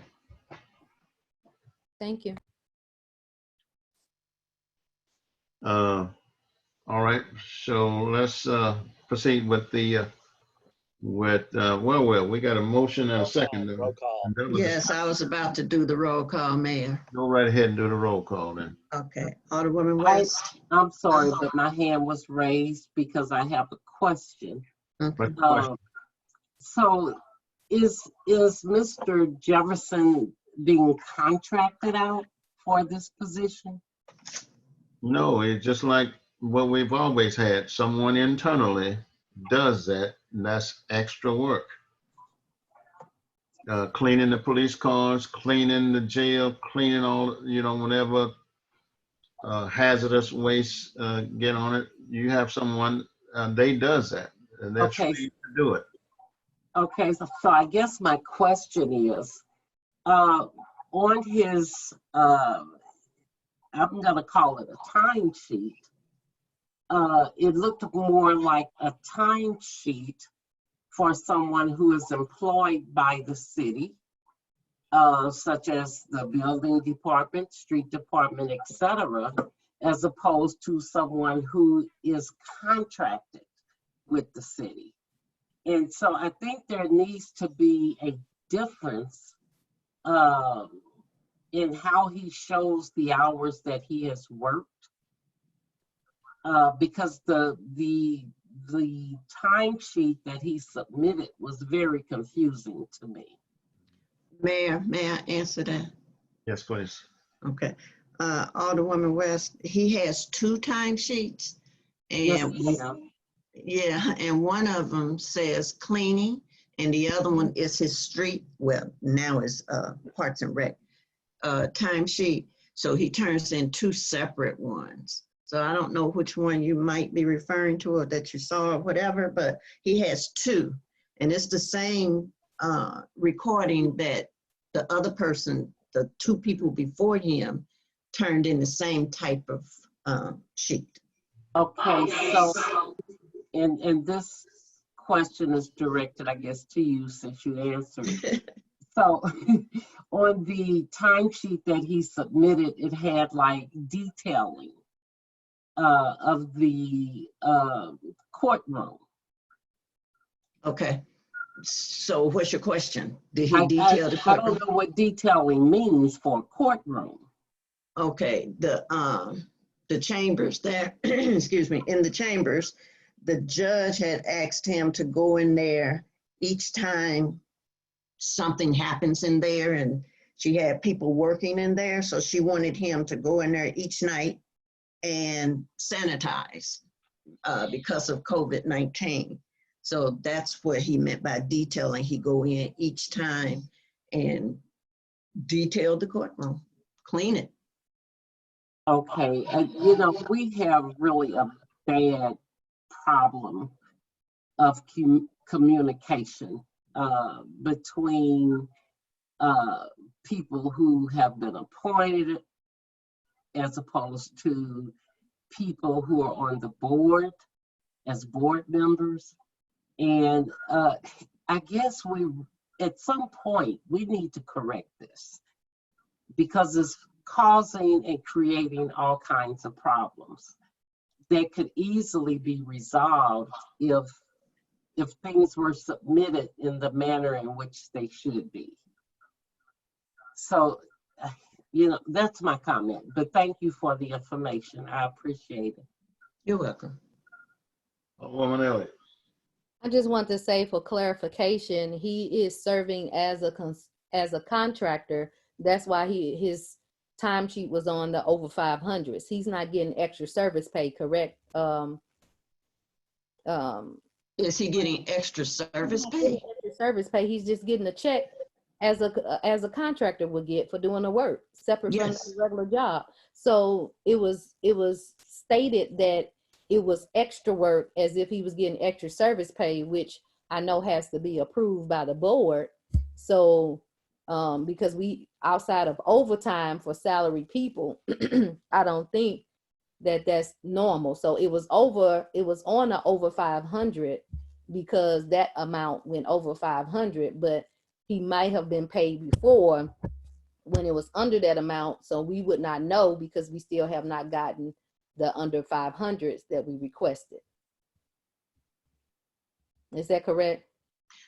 That sounds correct. That one that you guys saw, yes, it was over 500, so that's why it was included in that. Okay, thank you. You're welcome. Alderwoman Dales. Alderwoman Dales. You know what? I'll wait and I'll go back and review because I just want to ask and I'll ask the attorney later. The questions that are being asked were never asked of the previous employee. So I just want to, I'll go back and do a review before I ask, would there be discrimination against Troy? Okay. I'll just wait. All right. Just wait. Thank you. Roll call vote. Yes. Have to vote, right? Right. I need to do the roll call. Alderwoman Dale's, your hand still up? Were you done? She's done. Go ahead. Oh, okay. Alderwoman West. Alderwoman Tapman. Yes. Alderman Carroll. Yes. Alderman Thomas. Yes. Alderman Christian. Alderwoman Dales. Yes. Alderwoman Avant Elliott. Yes, the other parties are muted. Alderwoman West. Yes.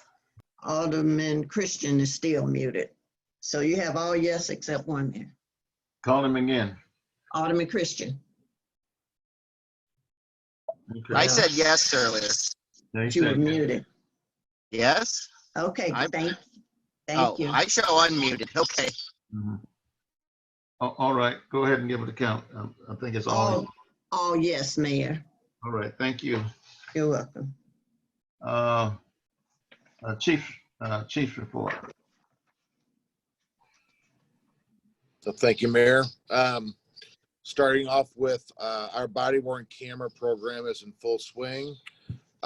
when you see our uniformed police officers, they will be wearing a device that looks like this. It's about the size of a deck of cards. They'll be wearing it around center chest, maybe a little bit lower off to the side. If you go to the city's website, under departments, police, and body-worn cameras, there is a narrative there that kind of discusses the grant, what's been accomplished, and most important of all, there is a link to our body-worn camera policy that our police officers follow. They've all been trained to use the device since we enacted it on August 26th. I've been getting a lot of emails. The office has been getting a lot of calls along with City Hall. If you need police service, non-emergency, meaning that it's not a 911 call, we highly recommend that you call the non-emergency numbers, either 314-889-2341 or 636-529-8210. The reason is, even I get a lot of requests through email for patrol to do certain activities, to follow up on certain issues that I would delegate out, and that may not be done in as a timely manner as it should. So I do prefer that you do call that number, because you can get in touch with the police officer immediately to address the issue that you're having. The I-270 North project is starting to really move into Bell Fountain neighbors. I posted an update from MoDOT on our Facebook page. And in short, on September 8th, which is Tuesday, around 9 a.m., MoDOT will be closing the Bell Fountain Road entrance ramp to westbound I-270 at Dunn Road. The closure, according to their statement, will remain in place for about 2.5 months. Westbound traffic will detour using northbound Dunn Road to the intersection with Benham Road, and then you would take southbound 367 to get to 270. I encourage you to go to i270north.org if you haven't done so already, and it describes the plan in detail. It's got maps, graphs, pictures, and a simulation of what they're doing throughout the entire corridor, including in Bell Fountain neighbors. There was a mention about the prosecution of crimes. I'm assuming the prosecution of crimes was in reference to municipal court. As of right now, the municipal court, we haven't held a court setting in I don't know how long. The judge has told me that she is in charge of the court process, and I haven't been updated as to when the next time court will be held. So if there's an issue on the prosecution side, not having court would be a big part of that issue. I did hear the complaint about the speeding at Waldorf and Dinky. I will add that to our extra patrol list, and I don't make excuses, but here's how this works. We answer many calls for service, and we also get a lot of special requests. All of them extra patrol, whether it's a person's home, whether it's a speed monitoring issue, and so on and so forth. We put them in a database, so when the patrol officers patrol their sector, they go through the list of these requests, and they do drive-bys, they do monitors, but they can't sit in one place for hours on end. They do have to move around because they do have other obligations. But that will be there on the list for them to address on the south end there.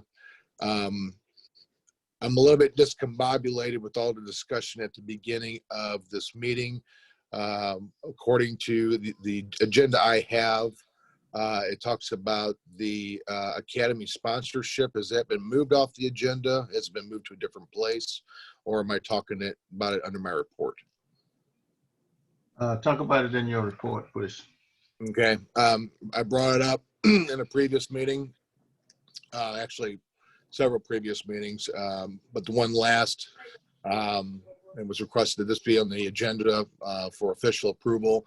I am asking the board to approve interest only to sponsor a cadet to attend the police academy.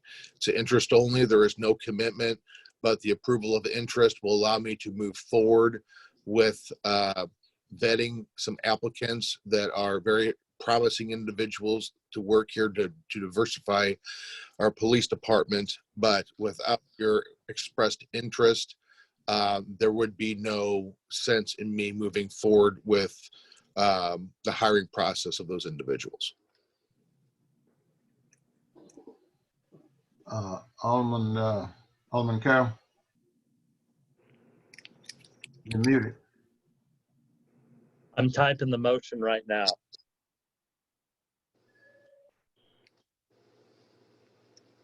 Just a point of order. It's still under the new business. It still exists under new business. Once we get to that.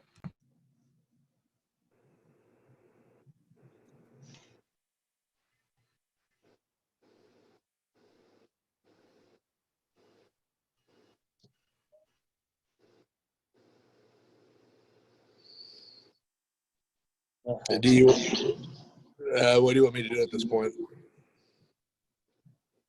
Mayor, I had a question. What's your question? Okay, Chief, I'm sorry, I hear an echo. I was looking at the reimbursement agreement. So it's indicating that we would do the $45,000 living allowance. Could you explain that a little bit more, and what budget item would that be coming from? So the money's already budgeted. We have two positions that are vacant. Both are budgeted. Both starting at pay scale level 1 would be 50,000. We also have on that pay scale a recruit living allowance of $45,000. If you read the agreement, it's called a living allowance, and it explicitly states that the person is not doing anything productive on behalf of this city. They're actually attending training, and there is a legal issue of why that why that contract was designed the way it was, and it had to do with I don't know, have to do with work comp or a certain level of lawsuits. City Attorney, I know you haven't seen this contract, but do you know what I'm talking about? I'm not sure I know what you're speaking about, Chief. And because this contract was written a few years back, and it was written as a training contract where they were receiving a living allowance. There was a difference between that salary and certain rights and privileges because they weren't actually doing work on behalf of the city. They were attending training. And honestly, I'm trying to remember why exactly it was written that way. But at this point, it kind of escapes me. So is it something that needs to continue in that agreement, or? The agreement can change at the will of the board. I would vet it through the city attorney first. When I originally did it, it was vetted through 3 sources: labor attorney, city attorney, and our risk and liability insurance carrier. Mm-hmm. If you want to revet it, that's fine by me.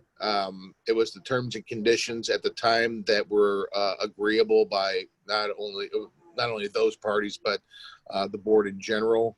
But it wouldn't change the board's approval of interest at this point, as that contract can change. Okay, so I'm sorry, but you were not recognized to speak yet.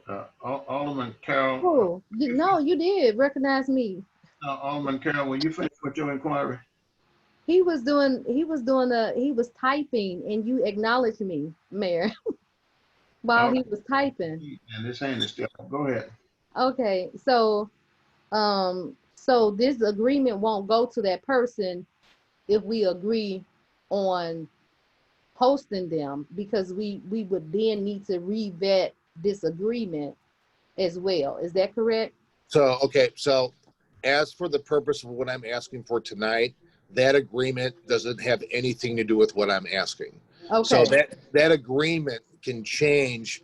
So the purpose tonight is if the board approves interest in sending somebody to the police academy, Which you say that would give me the green light to start doing backgrounds and hiring processes on people who do not have police academy training.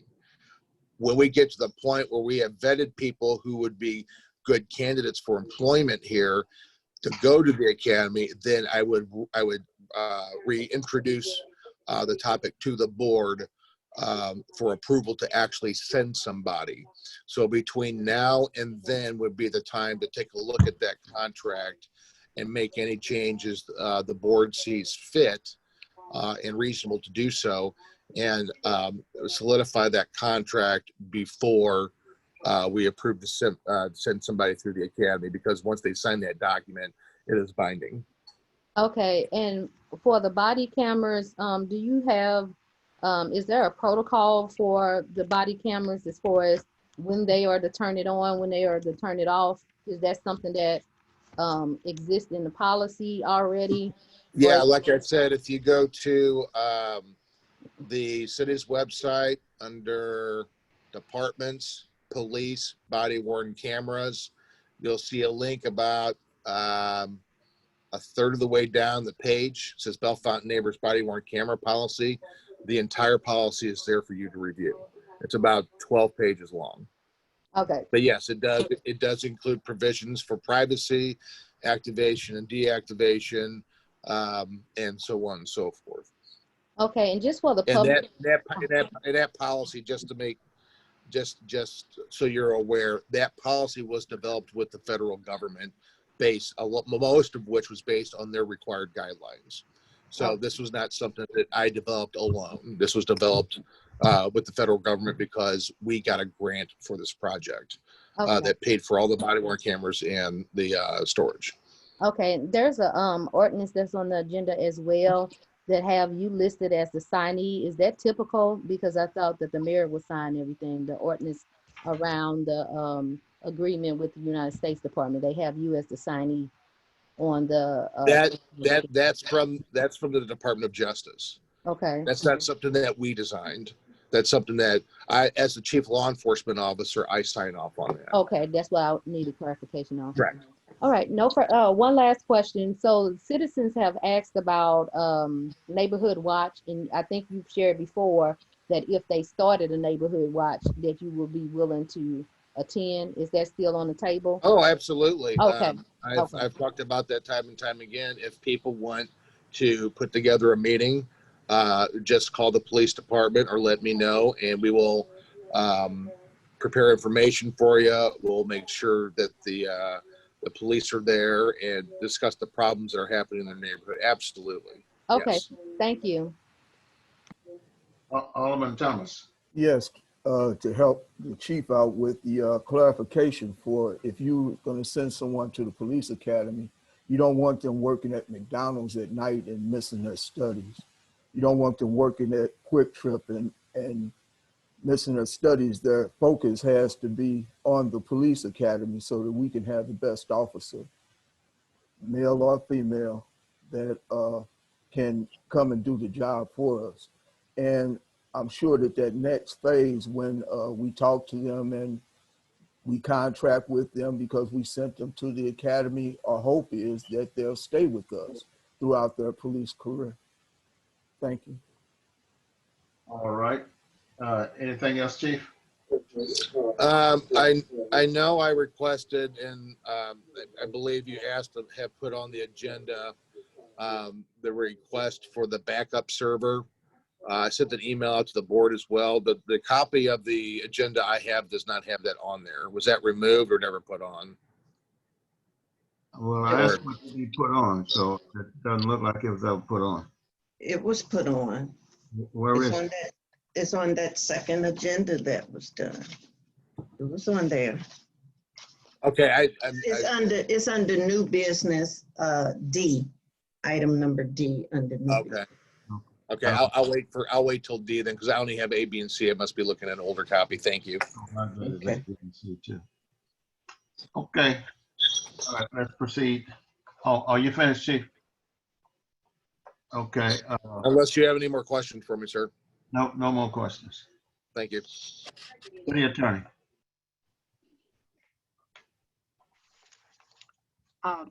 Yes, thank you, Mayor. Good evening, everyone.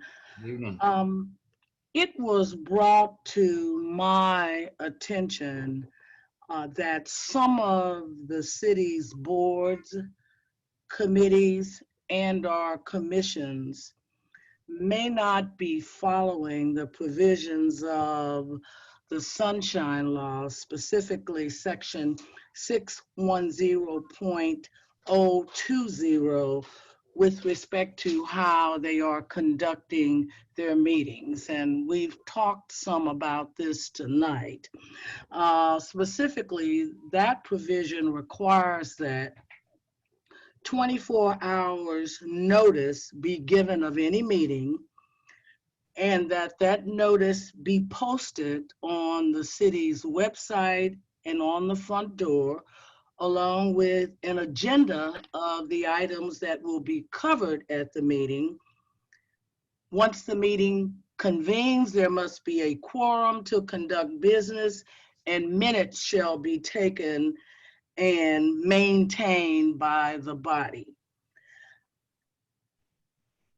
All committees, commissions, or boards appointed by or at the direction of the city are required to adhere to the requirements of the Sunshine Law. And if anyone has any confusion about those requirements, please contact me, because the law does provide that upon a finding by preponderance of the evidence that the public body or the member has violated the Sunshine Law, they can be subject to a civil penalty in an amount up to $1,000. Additionally, in certain instances where the violation is found to be willing, the individual or the city can be ordered to pay attorney's fees and costs. So it is important that we all adhere to the requirements of the Sunshine Law, because they're easy requirements to follow. But if you don't follow them, you could subject the city or the individual who violates the law to liability. Thank you, Mayor. I have nothing further. Thank you. Unfinished business.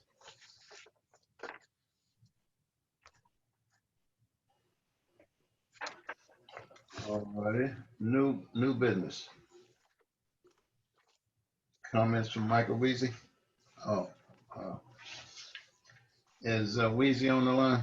Mayor, Yes. a point of order. So this is where the chief approval for the interest to sponsor a candidate replace that, and Michael Weezy comments is now under your mayor's report. So that was the change that was approved earlier. So we could proceed with a motion to approve the mayor's right there for A, because that was moved to under the mayor's report, the comments. So this is where we move to approve the chief's request for showing interest in the academy. All right, you give me a motion, somebody. Mayor, I got my hand up. All right, go right ahead. I move for our chief of police be given approval to extend a letter of interest to sponsor a candidate to the police academy. May I have my hand up to second? Alderwoman Dales, okay. I second that motion. All right, moved and properly second. Are there any further discussion? Then call the roll, my dear. Okay, Alderwoman West, Yes. Alderwoman Tapman, Yes. Alderman Carroll, Yes. Alderman Thomas, Yes. Alderman Christian, Yes. Alderwoman Dales, Yes. Alderwoman Avant Elliott. Yes. All yes, Mayor. Okay, so Alderwoman Dales on approval of additional expenses. No, that was removed from the agenda. Bill number 2595. Alderwoman Dales. I would like to make a motion for the first and second reading for bill number 2595, an ordinance authorizing agreement with the United States Department of Justice. Alderman Carroll. I second. Are there any further discussion? I got a question. Go right ahead. This is directed to our chief. Can you tell me how many drug arrests are made in the city each year? Just a rough estimate. I couldn't even begin to tell you what a rough estimate on that would be. Thank you. Any further discussion? All right. Yeah, I had my hand up, Mayor. I'm sorry. Okay. I just had a quick question for Chief as well. So is this something that is mandatory for us to do? What's the significance or importance? Oh of my God. So this is basically every year there is a renewal contract with the Department of Justice for our DEA task force officer. It's just formality. It doesn't change every year, but it outlines the responsibilities on both sides. So it's something that's done annually. All right. Madam Clerk, call the roll. Alderwoman Avant Elliott, Yes. Alderwoman Dales, Yes. Alderman Christian, Yes. Alderman Thomas, Yes. Alderman Carroll, Yes. Alderwoman Tapman, Yes. Alderwoman West. Yes. All yes, Mayor. All righty. Thank you. So, Mayor, may I proceed with the second reading? I'm sorry. Proceed. I would like to make a motion for the passage of 2595, an ordinance authorizing the agreement with the United States Department of Justice. Alderman Carroll. I second. Are there any further discussion? Roll call. Alderwoman West, Yes. Alderwoman Tapman, Yes. Alderman Carroll, Yes. Alderman Thomas, Yes. Alderman Christian, Yes. Alderwoman Dales, Yes. Alderwoman Avant Elliott. Yes. Okay, the majority of the Board of Aldermen voted 7-0 on bill number 2020-2595, which will become ordinance number 2588, when and if signed by the mayor. All right. Thank you. You're welcome. Mayor's report, very briefly. Let me start with the board workshop with Pat Kelly of the Muni League will be held Tuesday, September the 8th at 6 p.m. at City Hall in the boardroom. We will wear a mask and we will have it set up 6 feet apart, the seating.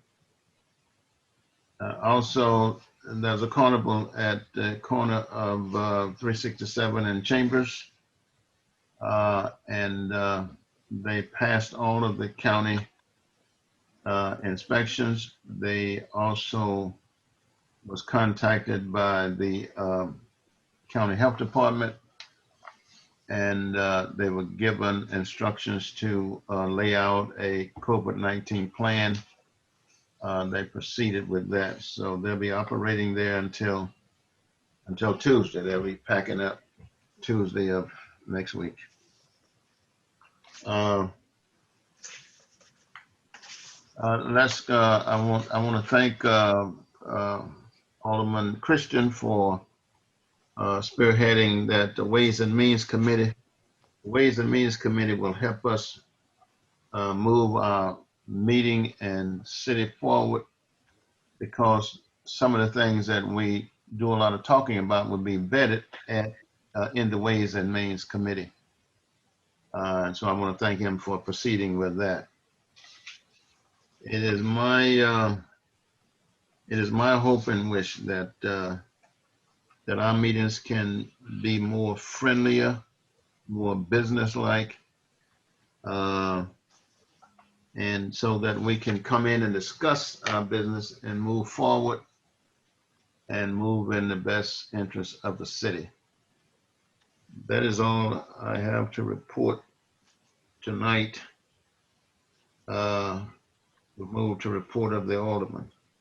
Okay, Mr. Mayor, we Mayor? need to do 12D for that thing for the chief.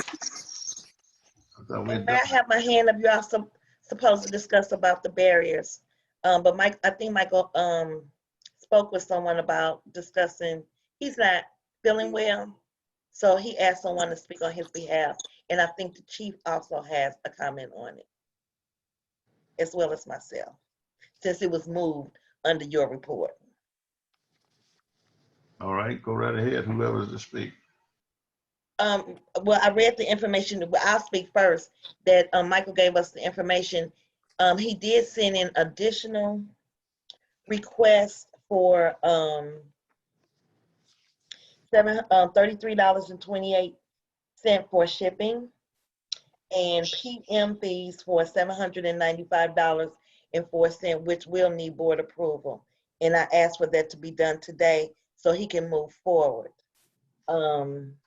After the chief, and I don't know if it's Pat that's going to make a comment on it, I would like to make a motion so we can approve the additional amount, and we still will continue moving forward with the ordinance, for it to be a permanent, because they will be a permanent barrier for those areas.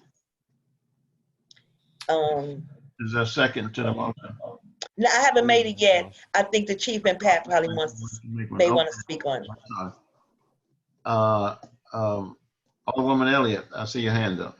Yes, Mayor. Under your report, remember I indicated that I would ask you or the candidates that we have applications for the director or rec, are they being reconsidered or being re-interviewed so that position can be filled? What was the status of that? And then I just want to know what was the status of the community block grant as well. Okay, well, no, they're not being re-interviewed. We're doing a nationwide search, and we're going to see if we can get some more applicants. And as far as the grant, we're in line for that. I think in January or February. Okay, and the flea market, did they have to get a permit from us? They had to get a permit from us, yeah. Okay, and that was approved. That was approved, yes. Alderman, I'm sorry, Pat. You're right. Mike Weezy is not feeling well tonight. He asked Jeremy and I to kind of speak on his behalf. Concerning the competitive bids, I believe the other bid that he had solicited at the cabinet was Midwest Precast. The successful bidder was Keenstra, and his pricing for these 6 barriers utilizes Keenstra's pricing on there. if there is a third precast operator, we can check into that. But generally, that's a large capital investment to go into that sort of business, but we will take a look at it. Okay. Alderwoman Dales. Your hand's up. I'm sorry, Mayor. I was waiting to see if Chief had a comment to make before I make my motion. Yes, ma'am, I do have a comment. I know that there are some concerns about the spending of these monies, but from a policing standpoint, we are looking for other opportunities and other ways to deter crime, to keep our streets safe. This is one of those opportunities. What you're spending money on is an investment. Long term, and in the one that was just installed up at the shopping center, it is my hope and my knowledge of being a police officer here since the 1990s that will become a permanent barrier, because I firmly believe that it will cut down on a lot of the problems that area experiences. This is this similar issue that is happening at the southernmost tip of our city, where we have a lot of transients coming through our neighborhoods down there causing problems. And if we remove that access and we kind of contain that area for people who are only supposed to be in those neighborhoods, it's going to reduce traffic problems. It's going to reduce crimes. It's going to have a positive impact that works with our policing model. So as your chief law enforcement officer, I support this because of those reasons.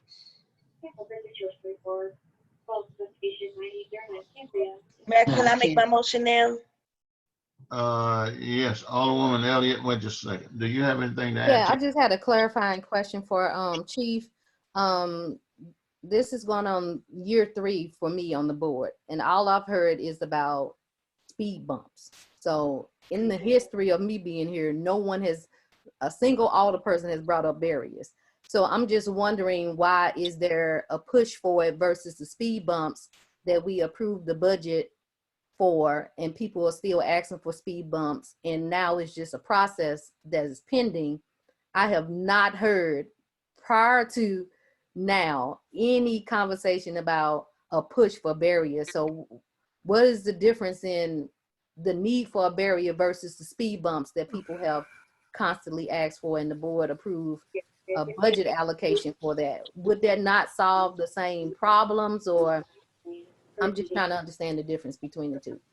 All right, so first, the discussion about the barriers hasn't come up in years. I've worked here since the 90s, and it's come up several times with the board, and there was no interest in doing anything with those areas. I can't remember what the reason why, but we're talking years ago, well before 3 years ago. Number two, okay, you can install speed bumps, but installing the barriers removes the problem. So you're still going to have the volume of traffic coming through those neighborhoods, the volume of traffic that creates the problems. The speed bumps may slow down some of those problems, but those problems are still coming through those neighborhoods. If they can't get into the neighborhood, that makes an incredibly positive impact for the investment that you're making with those barriers. Okay, thank you. I just know that I hadn't heard that conversation be brought up before now. Thank you. All right, Alderwoman Dales. I would like to make a motion that the board increase the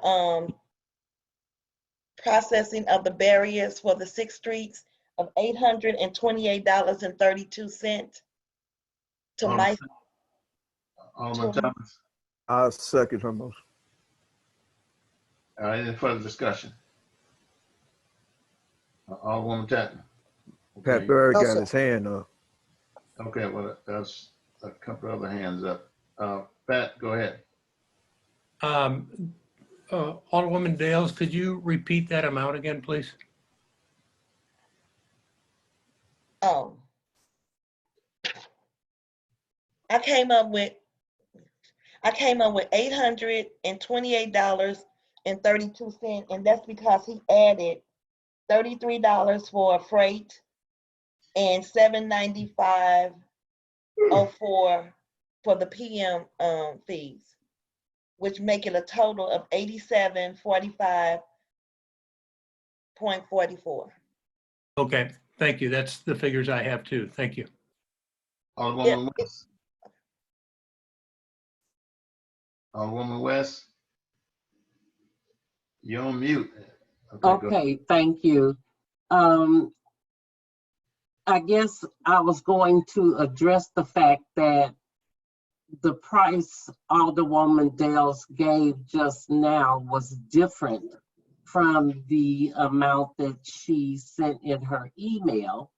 But once Mr. Barrett asked her to correct that or asked her to repeat it, she then corrected the price. So that's why my hand was up. Any further discussion? Alderwoman Elliott. Yes, I was just wondering if we would be getting whatever the bids are of the 3 people who got the quotes. You asked Pat Barrett to get with you, but now a motion that has been removed off the agenda is being put forth. Will we have the courtesy of the quotes and then we vote on the lowest bid from there? Because I don't know what they're saying that they provided in the email is not in the packet. Is that process going to be followed where we get the 3 bids and the lowest company? Well, we'll bid it out and see what we get. Okay, well, she's trying to make a motion on an amount without that process. Mayor, So I'm just confused. Mayor, my hand is up. The bids were, when we submitted it for the first amount, there were 2 options. And it was sent to the board and we chose the lower price. I think Pat and Leo talked about why they wanted the smaller round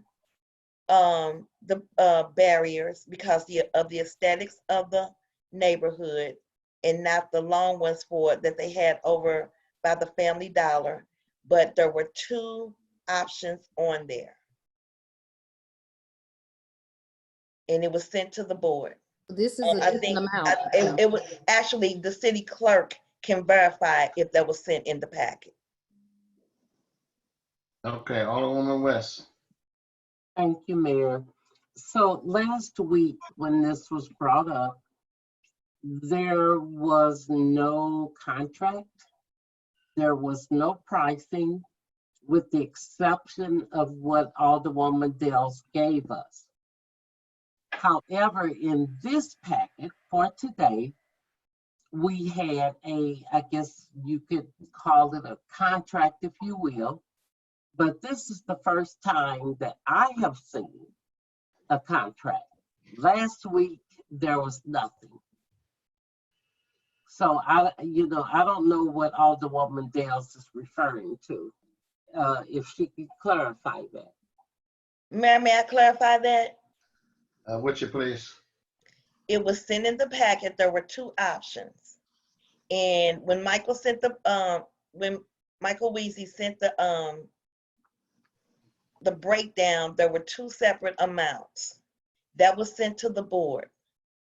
And we talked about the cheap, I think it was, I'm not sure, I think it might have been the cheaper price that he went with because they went with the smaller barriers. They went with the smaller barriers because Image and Beautification said the other ones were too high for them to maintain, but it was in the packet. The reason why we have the contract today is because Ms. Michael Weezy added the fees that he is adding on to design, implement, order. He's actually the project manager, the foreman. The only thing that our city is doing is that they will be putting the barriers up and putting the dirt in. He does all the measuring, everything that the engineer does when they set up a project like that, because you just can't go sit the things in the middle of the street. He has to do measuring and everything. And he's really giving our city a discount. And those are some of the fees why he put it in writing. All right, Alderwoman Tatman. So then for clarification then, this is this addendum to what we approved at the last meeting. Is that correct? And the Correct. addendum is to add on those additional costs? Correct. Okay, thank you. Alderman Carroll. I have a question for the city attorney. Mr.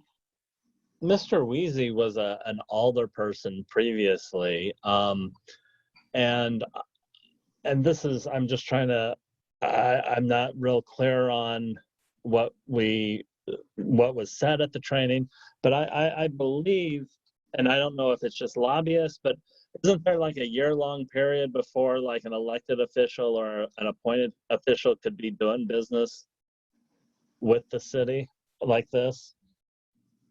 I was under the impression he was donating his time, but Alderwoman Dales kind of mentioned his fees and whatnot. So I was just curious if you could provide some sort of clarification on that issue. Well, the question I have is whether he's actually being paid for services. Mm-hmm. And I guess I would direct that question to Alderwoman Dales. To my knowledge, he has, when he did the first project, he told me that he used a lot of his money just to make sure that everything was done according to the way that he likes to do it. But this one here, because it's a lot bigger, I think he is adding some of his money in, but he says some of the fees would cover some of the things that he's doing.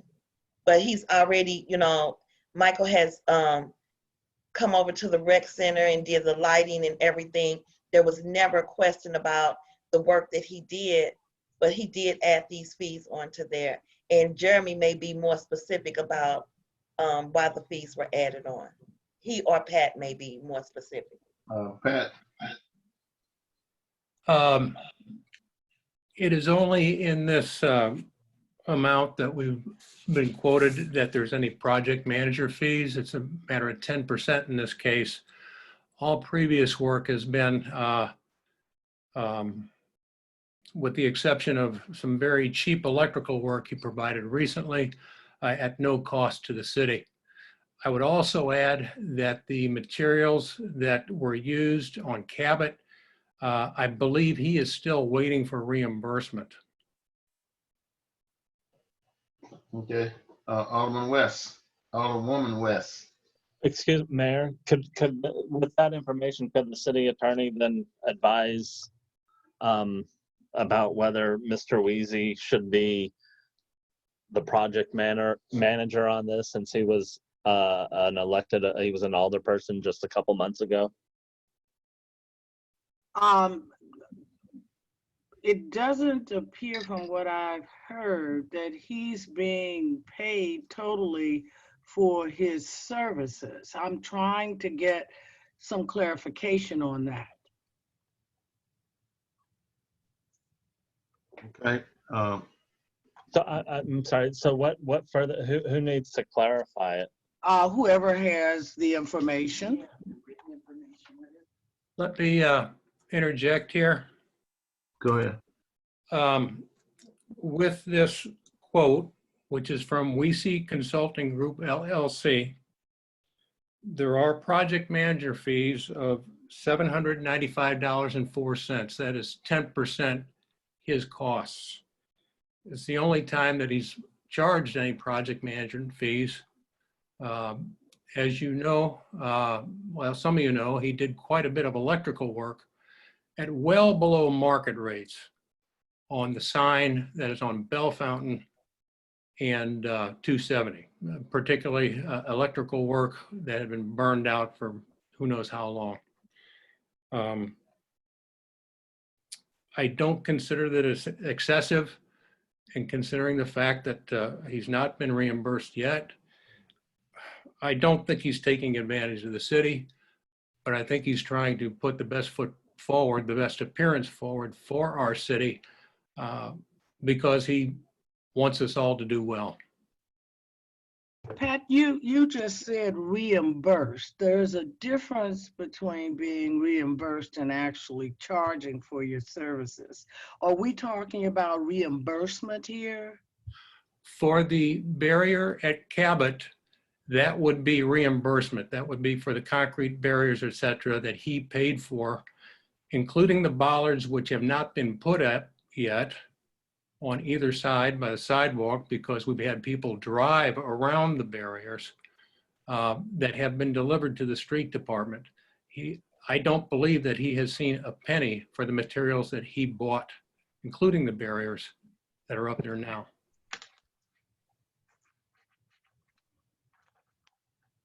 All right, so he has not received payment, or he is not receiving payment for his services at market value. Well, that was a different job, electrical work to redo the Bell Fountain neighbor sign at Bell Fountain and 270. That was a separate effort. The work up at Cabot, the barriers, there was no labor expended, no labor charged on that job. When he redid the electrical work himself, that was at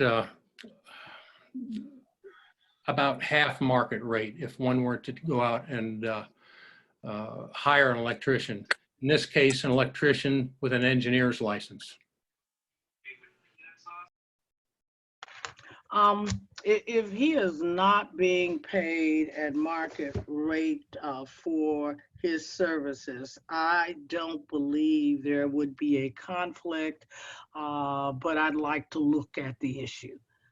Certainly. Given the circumstances, it doesn't appear to be one to me. Certainly. All right. Alderwoman Elliott. Yes, for clarification, with the meeting agenda, it only has that document from WEC and not any company that shows 2 or 3 bids. So once again, that's why I inquired about the bidding process based on our ordinance. Additionally, we cannot be in the business of reimbursing after someone fulfills an obligation that the board never approves. So nothing was put on the agenda to approve any action to then say we're going to reimburse for it. So we can't do anything in reverse order where somebody say, I'm gonna do this and here you got to reimburse me for it. It got to be approved and then they do it. If not, a reimbursement is not an obligation of the board. So we're getting into muddy waters. Be concerned about a meeting being called 24 hours. And this is a process that's much more serious and have a potential concern than a meeting being called 24 hours. So we need to be careful to make sure that we are following our ordinances around purchasing, since all the people want to assure that we are following processes. So I just want to caution us that there is no additional quote in the packet that we received today. It only say WEC Consultant Group. So that means he's going to be the person facilitating this process and contracting out, based on what I'm understanding, because there's no company listed other than WEC on here. Mayor, may I make a comment to that? Yes. When it was first brought up for the 79, for the $7,972.12, there were 2 options again, and there were 2 separate prices, and it was sent to the board. And as far as reimbursement, I think that we're a city of morals, and we understand that we have an individual who is doing work for the city in which he lives in, and to suggest that we not reimburse an individual for the work that they have done is appalling. And we're not those type of citizens. We're not that type of community. And as far as the barriers were brought up when I was first elected. Bador did not want to protect the people over in Ward 4. And it has always been discussed. It was discussed before I went and spoke with them about that in that area. So the citizens matter what they want, not because of somebody hasn't heard, but the citizens matter, and you would have to reach out to them as they do reach out to me. And I just think it's appalling that we don't pay Michael back for the things that he has done for this city, because he has been more than gracious to us. All right. Is there any further discussion? I don't see I would any. like a roll call vote. I beg your pardon? Mary, can I have a roll call vote, please? Yes. Call the roll, Madam Clerk. Mayor, Okay. real quick, I thought the city attorney wanted to check into this before we vote on this. I thought that's what, I think it might be more appropriate to give her the opportunity to look into the issue just to protect Michael Weezy. It's not, I don't have anything against Michael Weezy. I just think we need to be making sure it's all right legally for him, you know. And I thought, from my understanding, the city attorney said she wanted to check more into the matter. Mayor, can I ask Alderwoman, Alderman Curl a question? Sure. Alderman Curl, do you, and this has a lot to do with the citizens over in Ward 4 and just as the board and the city as a whole. Would you agree that the ordinances of the city of Bellefonte Neighbors should be followed by the residents and the board? Well, you know, if you want to get into all of that, you know, if I mean, it would just be a yes or no. No, I'm going to respond. Since you want to ask a question, I'm going to respond. Back in October of 2017, if you go look in the meeting minutes, when those barricades were put up there at that building at Jennings Station Road and 367, you had two residents came up that was horrified that you had those barricades up there and how ugly they were. There was discussion for 3 months from July of 2017, I think the discussion started in planning and zoning about the barricades and making sure that they were architecturally or aesthetically pleasing. There was this big brouhaha, these barricades are horrible, all of this. And now all of a sudden, because Cabot's got a barricade up there, it's like, oh, let's go protect Ward 4 and we need barricades down there. We just had a budget meeting, several budget meetings just a couple months ago. This was never ever brought up. This was never ever mentioned about, let's put these barricades in there. This is very much a rash decision based on impulse and I would say jealousy, petty jealousy. Because if you really want to protect the city, you know, people have been talking about having speed bumps for years. As Alderwoman Yvonne Elliott has mentioned, I never once heard anything, a discussion about putting up barriers until that barrier was put up at Cabot at the entrance of Thistle Hill. But I've heard. Okay, we've discussed it enough. We got it. Alderwoman Tutman. That was the question. That was just one question that I asked Alderman Curl. Does he agree that the ordinance of the city of Bellefonte Neighbors should be followed by the board and the citizens? That would be a simple yes or no. I'm not. I gave you my answer, Mayor. Okay, and by the way, that's private property, so that would be a no if you're not answering yes. But you can take it however you want. I'm not going to answer it. Okay, that's very obvious. So just for clarification from the city. Move forward here. It's getting late. That's fine, but can the city attorney, is the city attorney wanting to find out about this issue, or do you want to go ahead and vote on it? It doesn't matter to me either way. I just thought she needed some time to look into the issue. Attorney, do you want to comment on that? Yes, I've had a chance to do some quick research, and there is a state statute that deals with a waiting period for lobbyists, but given the nature of what occurred here, this provision would not apply because he's not acting as a lobbyist. The other thing that's not clear to me is that he is actually being paid market rate compensation for services. It doesn't appear that that is the case. So thus far, I have not found anything that specifically addresses this situation. The other state statute that we located has to do with those who are currently elected and appointed officials, and that would not apply to Mr. Weesey.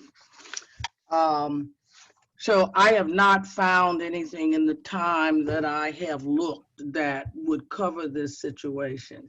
And just based on what I have heard, given the fact that he is not receiving market rate compensation for his services, it seems as though he's acting more as a volunteer, someone who is helping out, as opposed to someone who is trying to make money for performing a service. But I will look into it further if that is your pleasure. I'm fine with that. I just wanted your opinion. I'd like a roll call vote, Mayor, if that's okay. I beg your pardon? I would like a roll call vote so he can continue on with the scope of work. Okay, then, roll call vote on the motion. Okay, Alderwoman West. Alderwoman Tapman. Yes. Alderman Thomas. Yes. Alderman Carroll. No. Alderman Christian. No. Alderwoman Dales. Yes. Alderwoman Avant Elliott. No. Alderwoman West.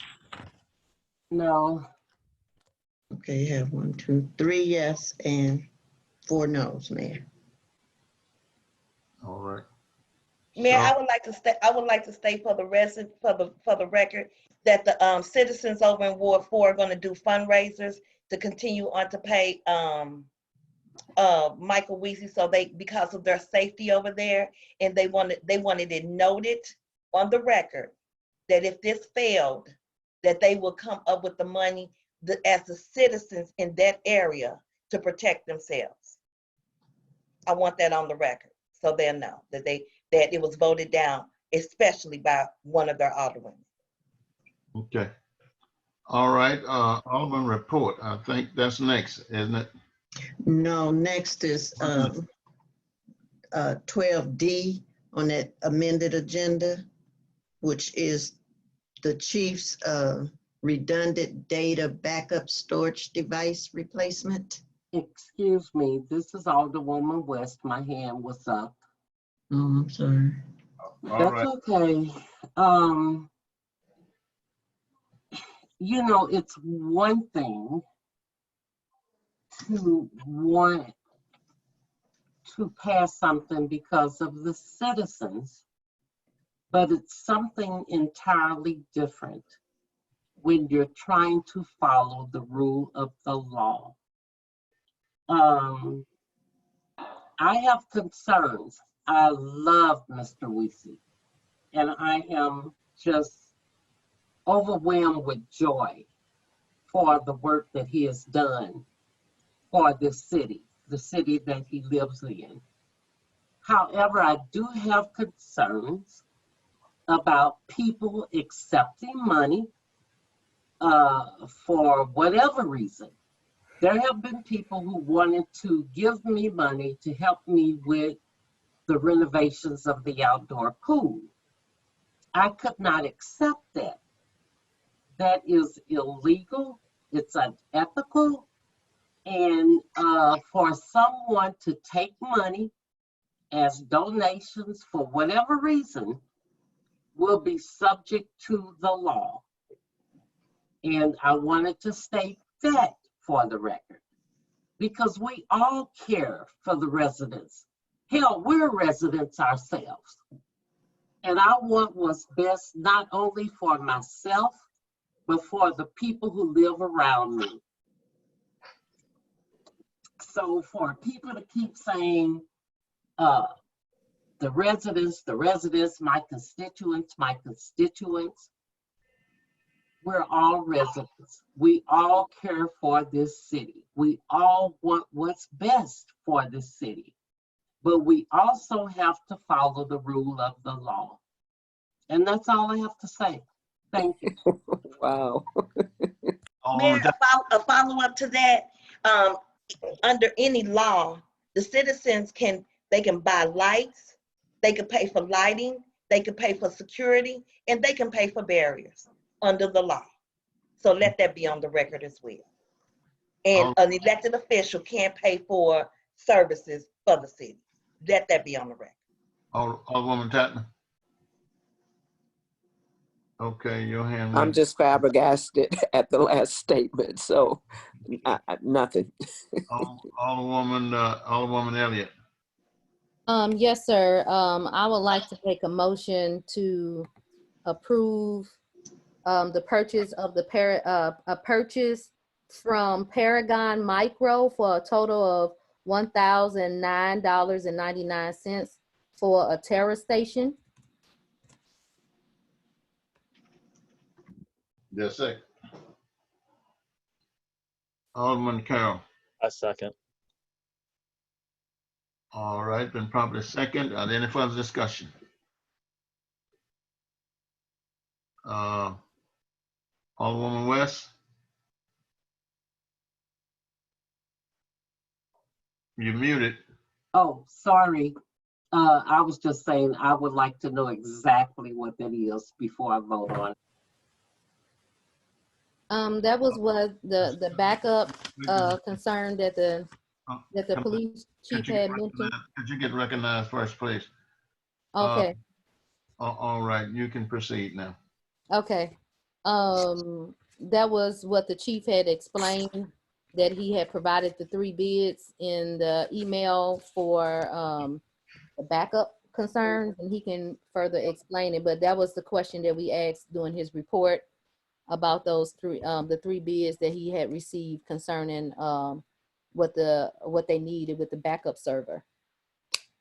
And that was the lowest bid was from Paragon Micro on the email that he sent. She did not, Fran did not resubmit. Well, she did not resubmit his information in the packet. So it was a separate email from him when he. Would you like me to explain? Okay. So I sent out an email to the entire board on September 1st with the request for approval and the 3 bids. I was trying to bring this up in a previous meeting, just never happened. And actually the bids are lower. We were saving $200 up front, which is good. But so the redundant data backup server, Barbara, is our secondary data backup. So we have primary data, we have a backup for that data, and then we have a redundant data backup. So if our first data backup fails, we still have a backup on our secondary or redundant backup. I was trying to, and this is for the entire city. This is not for the police department. This is for the entire city. So we were trying to stretch out that equipment to the following budget year. However, based on the advice of our IT professional, it's gotten to the point where if we do wait and it does fail and we have a problem with the first backup, we would be in serious trouble. So we are better off replacing it now than waiting and incurring greater risk if we should wait till later on this year or for the next budget year. And the first set of bids, the lowest was $1,200. Now the lowest is just a hair over $1,000. So waiting actually saved a couple $100. Thank you so much. And I apologize to everybody. I've had like 4 hours of sleep in the past 48 hours. So I'm just mentally exhausted. Thank No you. problem. No problem. Help me move this meeting forward so we both can go. Right. Come on, roll call. All right, roll call. Okay. Alderwoman West. Yes. Alderwoman Tapman. Yes. Alderman, Alderman Carroll. Yes. Alderman Thomas. Yes. Alderman Christian. Yes. Alderwoman Dales. Yes. Alderwoman Avant Elliott. Yes. Okay. All yes, Mayor. 7 yes. All right. Is there anything else that was moved down on the agenda that I missed? Then if not, the report of the board. Alderman Thomas. Hello. Thank you. You're welcome. All right, that's it. That's a man after my heart there. Okay. Alderman Carroll. I have no report. Okay. Alderman Christian. I have no report tonight. Okay. Alderwoman West. No report. Okay. Alderwoman Dales. Yes, I do. To the board, the citizens over in Ward 4 would like to thank those that voted for the $7,900. They're very appreciative of it. They've been meeting over there and they've been excited about it. We're gonna have a census parade on September the 13th and 27th. If anyone on the board would like to participate, they can contact me. Dinah and I will have been working on this, so we're gonna get out in the neighborhood to get people registered. Let me see. And also we're gonna have a voter registration parade on October the 10th. And if anybody wants to participate in that parade, just contact me. And basically that's it. The citizens over in Ward 4 are very appreciative of the ones that did vote in support of the barriers over there. And they're very, very grateful and unforgivable. Thank you. Okay. Alderwoman Avant Elliott. Yes, I just wanted to provide a update to the board. As far as the training with Pat Kelly, he was out of the office this week, and so I'm pending a response to whether or not he'll be available this coming Thursday for the meeting. Next Thursday at 7. So if he is, whether he's available or not, we can proceed with the meeting agendas that we have. And for clarification for the individuals who do not remember, Alderman Carroll mentioned the titles of our meetings. And so strategic planning is just special board meeting that we all approve. And so until we vote to discontinue those, they are every second Thursday. That most individuals said that they could not attend, but they've been attending since we've called them special board meetings. So this is our normal second Thursday special board meeting. That title just no longer exists for that. I did want to get clarification because the mayor may not have included any response to this, but Mayor, we've had dialogue in email about processes. And one of the processes that was mentioned was the fact that there has not been a single board member to ever utilize the auditorium without board approval. So the Kwanzaa event was board approved, the Black History event was board approved, and it was a citywide event. There is an item that's not being placed on the agenda for the board to vote on that will utilize the auditorium, human resources, and any other services of the city without board approval. Is this something that you're pushing for? And why hasn't it been presented to the board for us to approve it as a official event that can be held in the auditorium that is normally board approved? I just wanted clarification on that. because Give me some clarification. What are you talking about? okay, so the summit, it was an email going forth where I challenged and shared with the alderperson that the board normally approves events held in the auditorium. That cannot be rented to the public. There's only been events that's been held by vote as far as alderpersons. When I made that statement, the person said that they was proceeding on with the event regardless of board approval, but they will be utilizing city workers and other resources without approval. So you had not brought anything up. It has not been, you didn't respond through an email. So I'm just trying to get clarification to what is your participation in this going forth. And if you could recall the big issue that the board had when Sharon, is it Sharon? When she had the event that was supposed to be board approved and it was a whole issue. So you made the point of making sure that it wouldn't happen again, but now an alderperson is saying when I mention a process that we typically have, that they were not going to put it on the board agenda for us approved, and you had not brought it up. And so I'm just trying to understand what part are you playing in allowing this person to proceed on with the usage of the auditorium without it being on the agenda for board approval. Are you talking about the town hall meeting? No, I'm referring to the summit.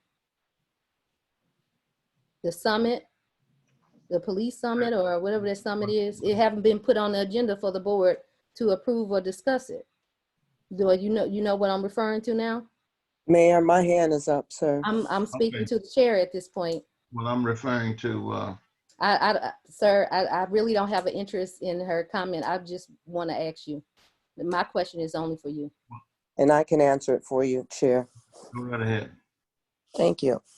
The event is called the Innovative Public Safety and Crime Prevention Summit, which is sponsored by our police department as a event hosted by Ward 1. And yes, the board was invited to participate.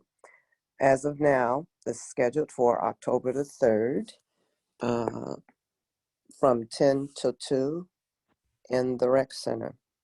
I think I had the discussion with you, and if there was additional questions that can be answered again. This is an event that is sponsored by Ward 1 as a police department community outreach event. Events that are sponsored by an individual ward does not need board approval. I did invite all of my colleagues to be a part of the planning at the beginning and have invited each week to participate in meetings. And if the chief would like to chime in, if you need further clarification. And so this was an event that was scheduled back in March, but because of COVID, we didn't get an opportunity to do that. So to give further clarification about the event, our sponsors and partners in that is Christian Northeast Hospital and Foundation, Urban League and the Federation of Block Units, Washington University, UMSL University, Ameren, Metro Lighting, Community Task Force of St. Louis, Respond AI, Ethical Society of Police, our police department, as well as the Riverview Gardens Fire Protection District and Metro North Fire Department, the City of Moline Acres, and IBEW Local House 1. This summit has 3 arms to it. This is where any home in the city of Bellefontaine Neighbors or Moline Acres and one vehicle could get a crime prevention or safety prevention assessment. And depending on that assessment, they would be retrofitted, i.e. either with smoke detectors, Point of order, carbon Mayor. monoxide detectors. Point of order. Point of order. Point of order. This was doing my report, and my question hasn't been answered. I am not talking about what a person can sponsor as an alderperson. I am specifically asking about the auditorium that we have indicated has to be board approved for usage. That is what I'm asking about, because since I've been on the board approves the usage of the auditorium because it is not for rent. The board just does not just use it as we please. So it has not been on the agenda for board approval. And I was asking, what was your involvement in that process around that auditorium, given what we discussed last year when Sharon Pace held the event in the auditorium, where she, didn't get, it wasn't board approved, and then it was done for free without a cost associated. I'm just trying to understand, when I just mentioned a process that the board does, why the person would not put it on the agenda to allow for approval, because this is the use of human resources that's going to take place.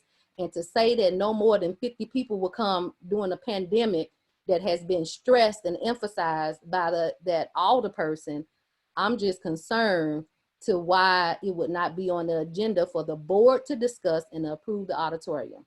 Do you have any, statement about it? Your point of order is not well taken. Proceed, Alderwoman Tatman. Well, I'm complete because, I've given full disclosure, minute meetings and everything have been posted. If the chief wants to chime in to speak to that issue, but I would like to place a question to my fellow colleague to find out what is the consternation in participating in this event, which I've offered to all my colleagues to be a part of at the exception of, and have not received any response. So I'm trying to find out what the consternation is. We're talking about, we all love this city. We all want our citizens to be safe and a plethora of things. But here is an event that could answer most of the questions that our citizens have been asking about safety and crime prevention, that we could all work together on. And I have offered and have not received a response from the majority of my colleagues. And I'm just concerned. I really am. And okay. I think it warrants an answer. And if the chief can chime in as far as the validity, if you guys want to approve or not to approve the auditorium, that's fine.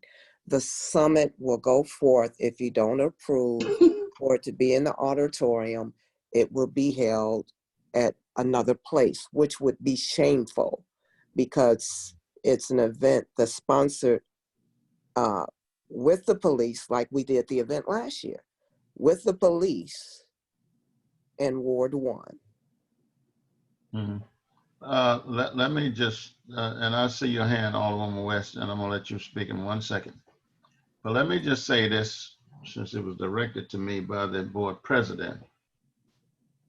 Because you have 4 votes that's with you, you will not decide who can use that auditorium or who can't.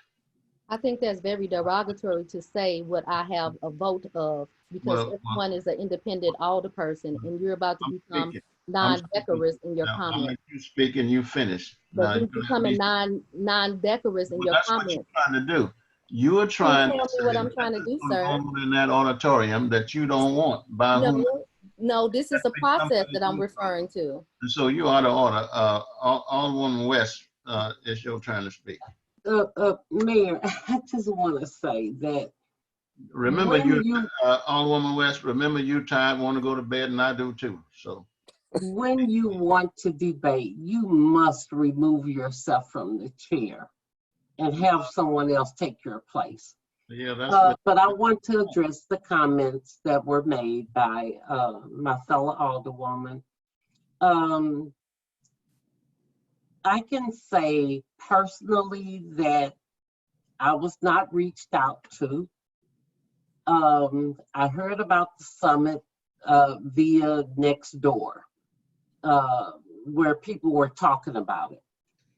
But if you want to hold an event in the auditorium using city staff, that should be board approved. People just cannot continuously ignore protocol of what should happen and say, well, I'm going to move forth anyway. I don't see what the problem is by getting board approval for events you want to hold in the auditorium. You and I discussed this last year when you were first elected. And I'm not going to go into all of that conversation, but it should be board approved. You just cannot do this without board approval, period, dot. Let's start doing things the right way. And that's what I've been saying. I'm sorry. If I could, Mr. Chair, I'm sorry. Mayor, this concludes my report. Okay. Thank you. Alderwoman Tetman, did you have a final comment? Yes, well, I gave my full report. And I want to say that the invite was sent out to everyone. And I'm sorry if some people missed it. I don't think so, though. But what I would like to do, so we can lay this on the table, is on the next scheduled meeting of the board on the 17th. I'll place this for a vote, but do want to make the statement that it would be ashamed that an event of this magnitude not be held on our city property. So I will place it on the vote because it's going to proceed, and I would love for it to proceed in our house. I'm asking you. But I would like for the chief to speak to the issue because he and I have been working on this for a year. Chief, are you still there? Well, let me can I chime in here? Yes, sir. Because I don't want this put on the agenda on the 17th. Yes, sir. That's our public. Oh, okay. Town hall meeting, yeah. And I don't think Chief need to add anything to that. Do you, Chief? Just something simple, Mayor. The catalyst for this whole thing was the police department. A community outreach event, bigger than usual. The police department has also sponsored other events using the gymnasium, and it was never required of the police department to ask permission from the board to use the gym. A case in point, 2 years ago, we held the largest disaster response training in the St. Louis area in our gymnasium with police and fire from all over the St. Louis region. And that was a police department sponsored event. So I'm a little bit confused at this point what requires board approval for the police department to acquire space to use events. We just went through the recreation center and got approval from them. Mayor, may I? Yes, please. Chief, I just want you to process something. Since the pandemic, all the way up to now, have you had this particular topic on the agenda for discussion at any point? I usually don't bring up community policing stuff on the agenda. So you've never talked about the community event. No, if we have a community event like a neighborhood block meeting, I don't put it on the agenda for discussion. No, I'm not talking about that. I'm like hearts for badges. All of that was agenda topics. The alderperson has indicated herself as a chair and award one event. That is what the email said. Yeah. We did not get an email from you saying anything about this event, and nor have you at any report that we've been meeting said that the board, that the police department is sponsoring something. The email communication that we received was that it was a Ward 1 event.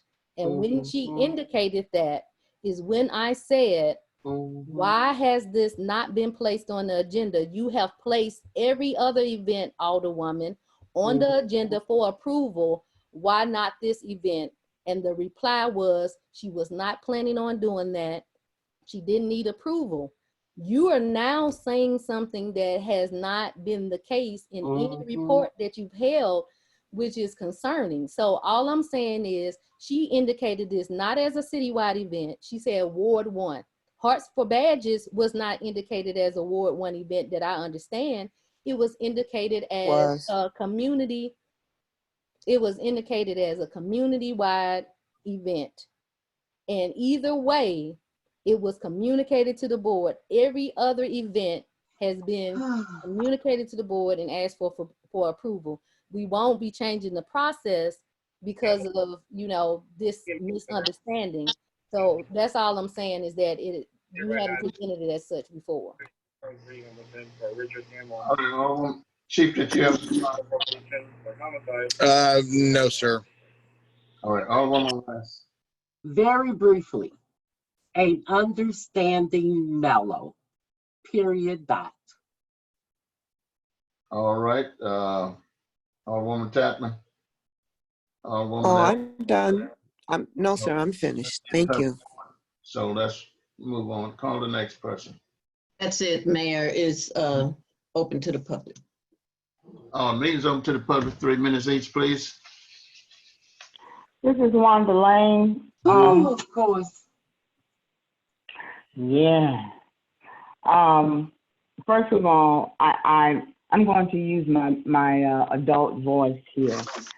I think it was pretty despicable the way the board voted not to reimburse, however, whatever term you want to use, Mr. Weezy's volunteering pretty much to help the city because he is a resident of the city. You know, it's almost like common sense is just taking a back seat to this board, and you're looking gift horses in the mouth. That really disturbs me. There's back and forth between whether or not the attorney can render her opinion, because earlier she couldn't, but then later in the meeting, Alderman Carroll said, I wanted her opinion about this. And as she proceeded to try to give it to the board, it still wasn't sufficient.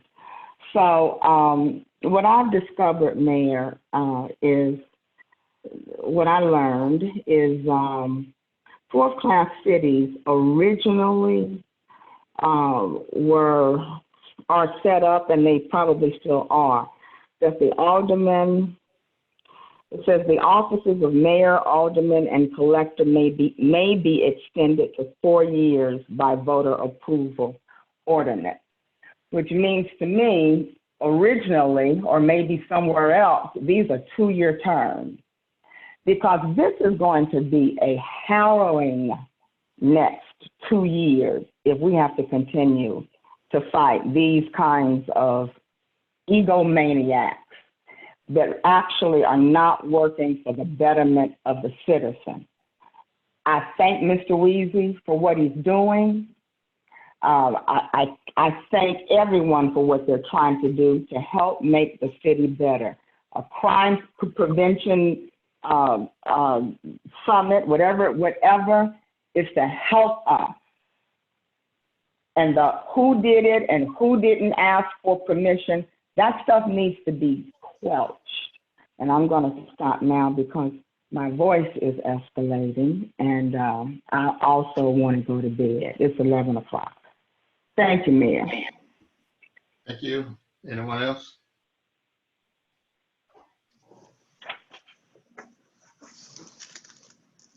Do you have anyone else from the community who wants to speak? Yes, this is Kathy Mason at 1013 Darnell Avenue. I started going to these meetings back in 2005. I have never, ever been more disappointed in my alderwoman.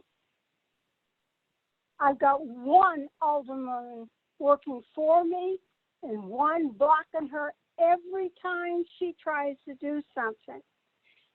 This city, especially Ward 4, is on its way to be Walnut Park #3. They got east, west, then we're going to have Ball Fountain, Walnut Park. I know what it's like to live in a city where you have to move because your son is afraid of you living there after he has to go out of town or something. We are becoming Walnut Park. We don't want to go there. We need to protect our citizens everywhere. We live right at the city limits, and people are passing drugs. They're speeding up and down our streets. It's like we don't even matter. And I'm assuming my 3 minutes is up. Thank you. No, you're good. You had another minute or so. All right. Anyone else? Thank you, Meg. You're welcome. Anyone else from that? One of our citizens want to speak? All right, then. It is my happy privilege to say this meeting gives a motion to adjourn and go into. I guess we go into closed session.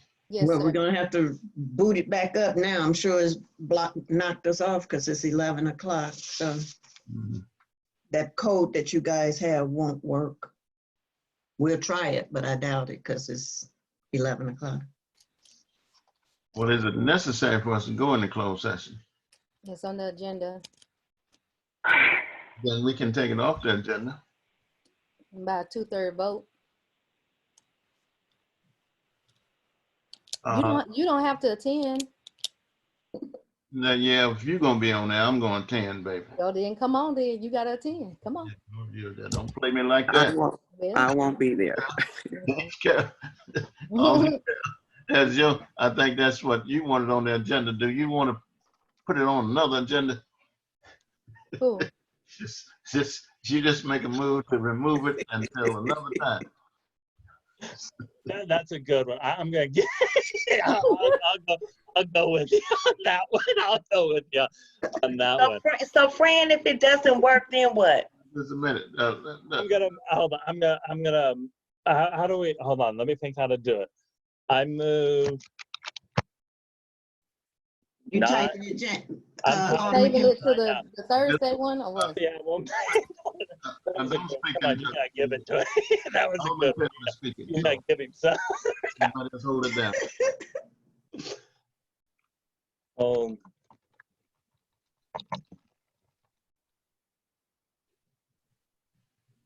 Just remove it from the agenda until. I'm doing it right now. I make a motion I move not to hold a closed session and adjourn this meeting. Is that a second? My hand is up. Oh, I don't have that on yet. Just go ahead on second if you second. I second it. All right, Mayor. Yes. I would like to amend his motion to place the closed session on next Thursday's meeting agenda. A second. Okay. Who said second? I'm Yeah, sorry. that's not sufficient. We have 2 meetings in 1 week. And dealing with them is enough in 1 week. Okay, so well, take it to the 17th. No, we don't want to put it on the 17th. 17 is, Oh, that's right. uh-huh. So it had to be the first meeting in October. How come we can't do it Tuesday night when Pat Kelly? Mm-mm. Well, we don't put stuff Because on it, in the time he need. Okay.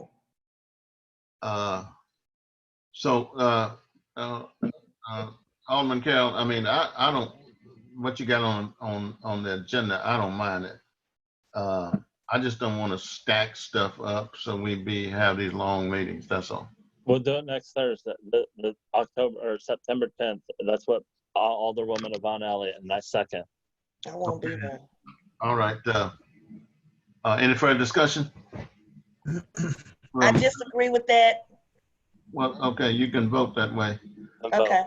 I'll call the roll, so, and then somebody give me a motion to adjourn. Yes. It's all in the same. He put that motion to adjourn is along with his motion, Mayor. Well, Madam Clerk, just repeat the Call motion. the roll. Okay. If you need, not call the roll. I move not, Alderman Carroll moved not to hold a closed session and adjourn this meeting.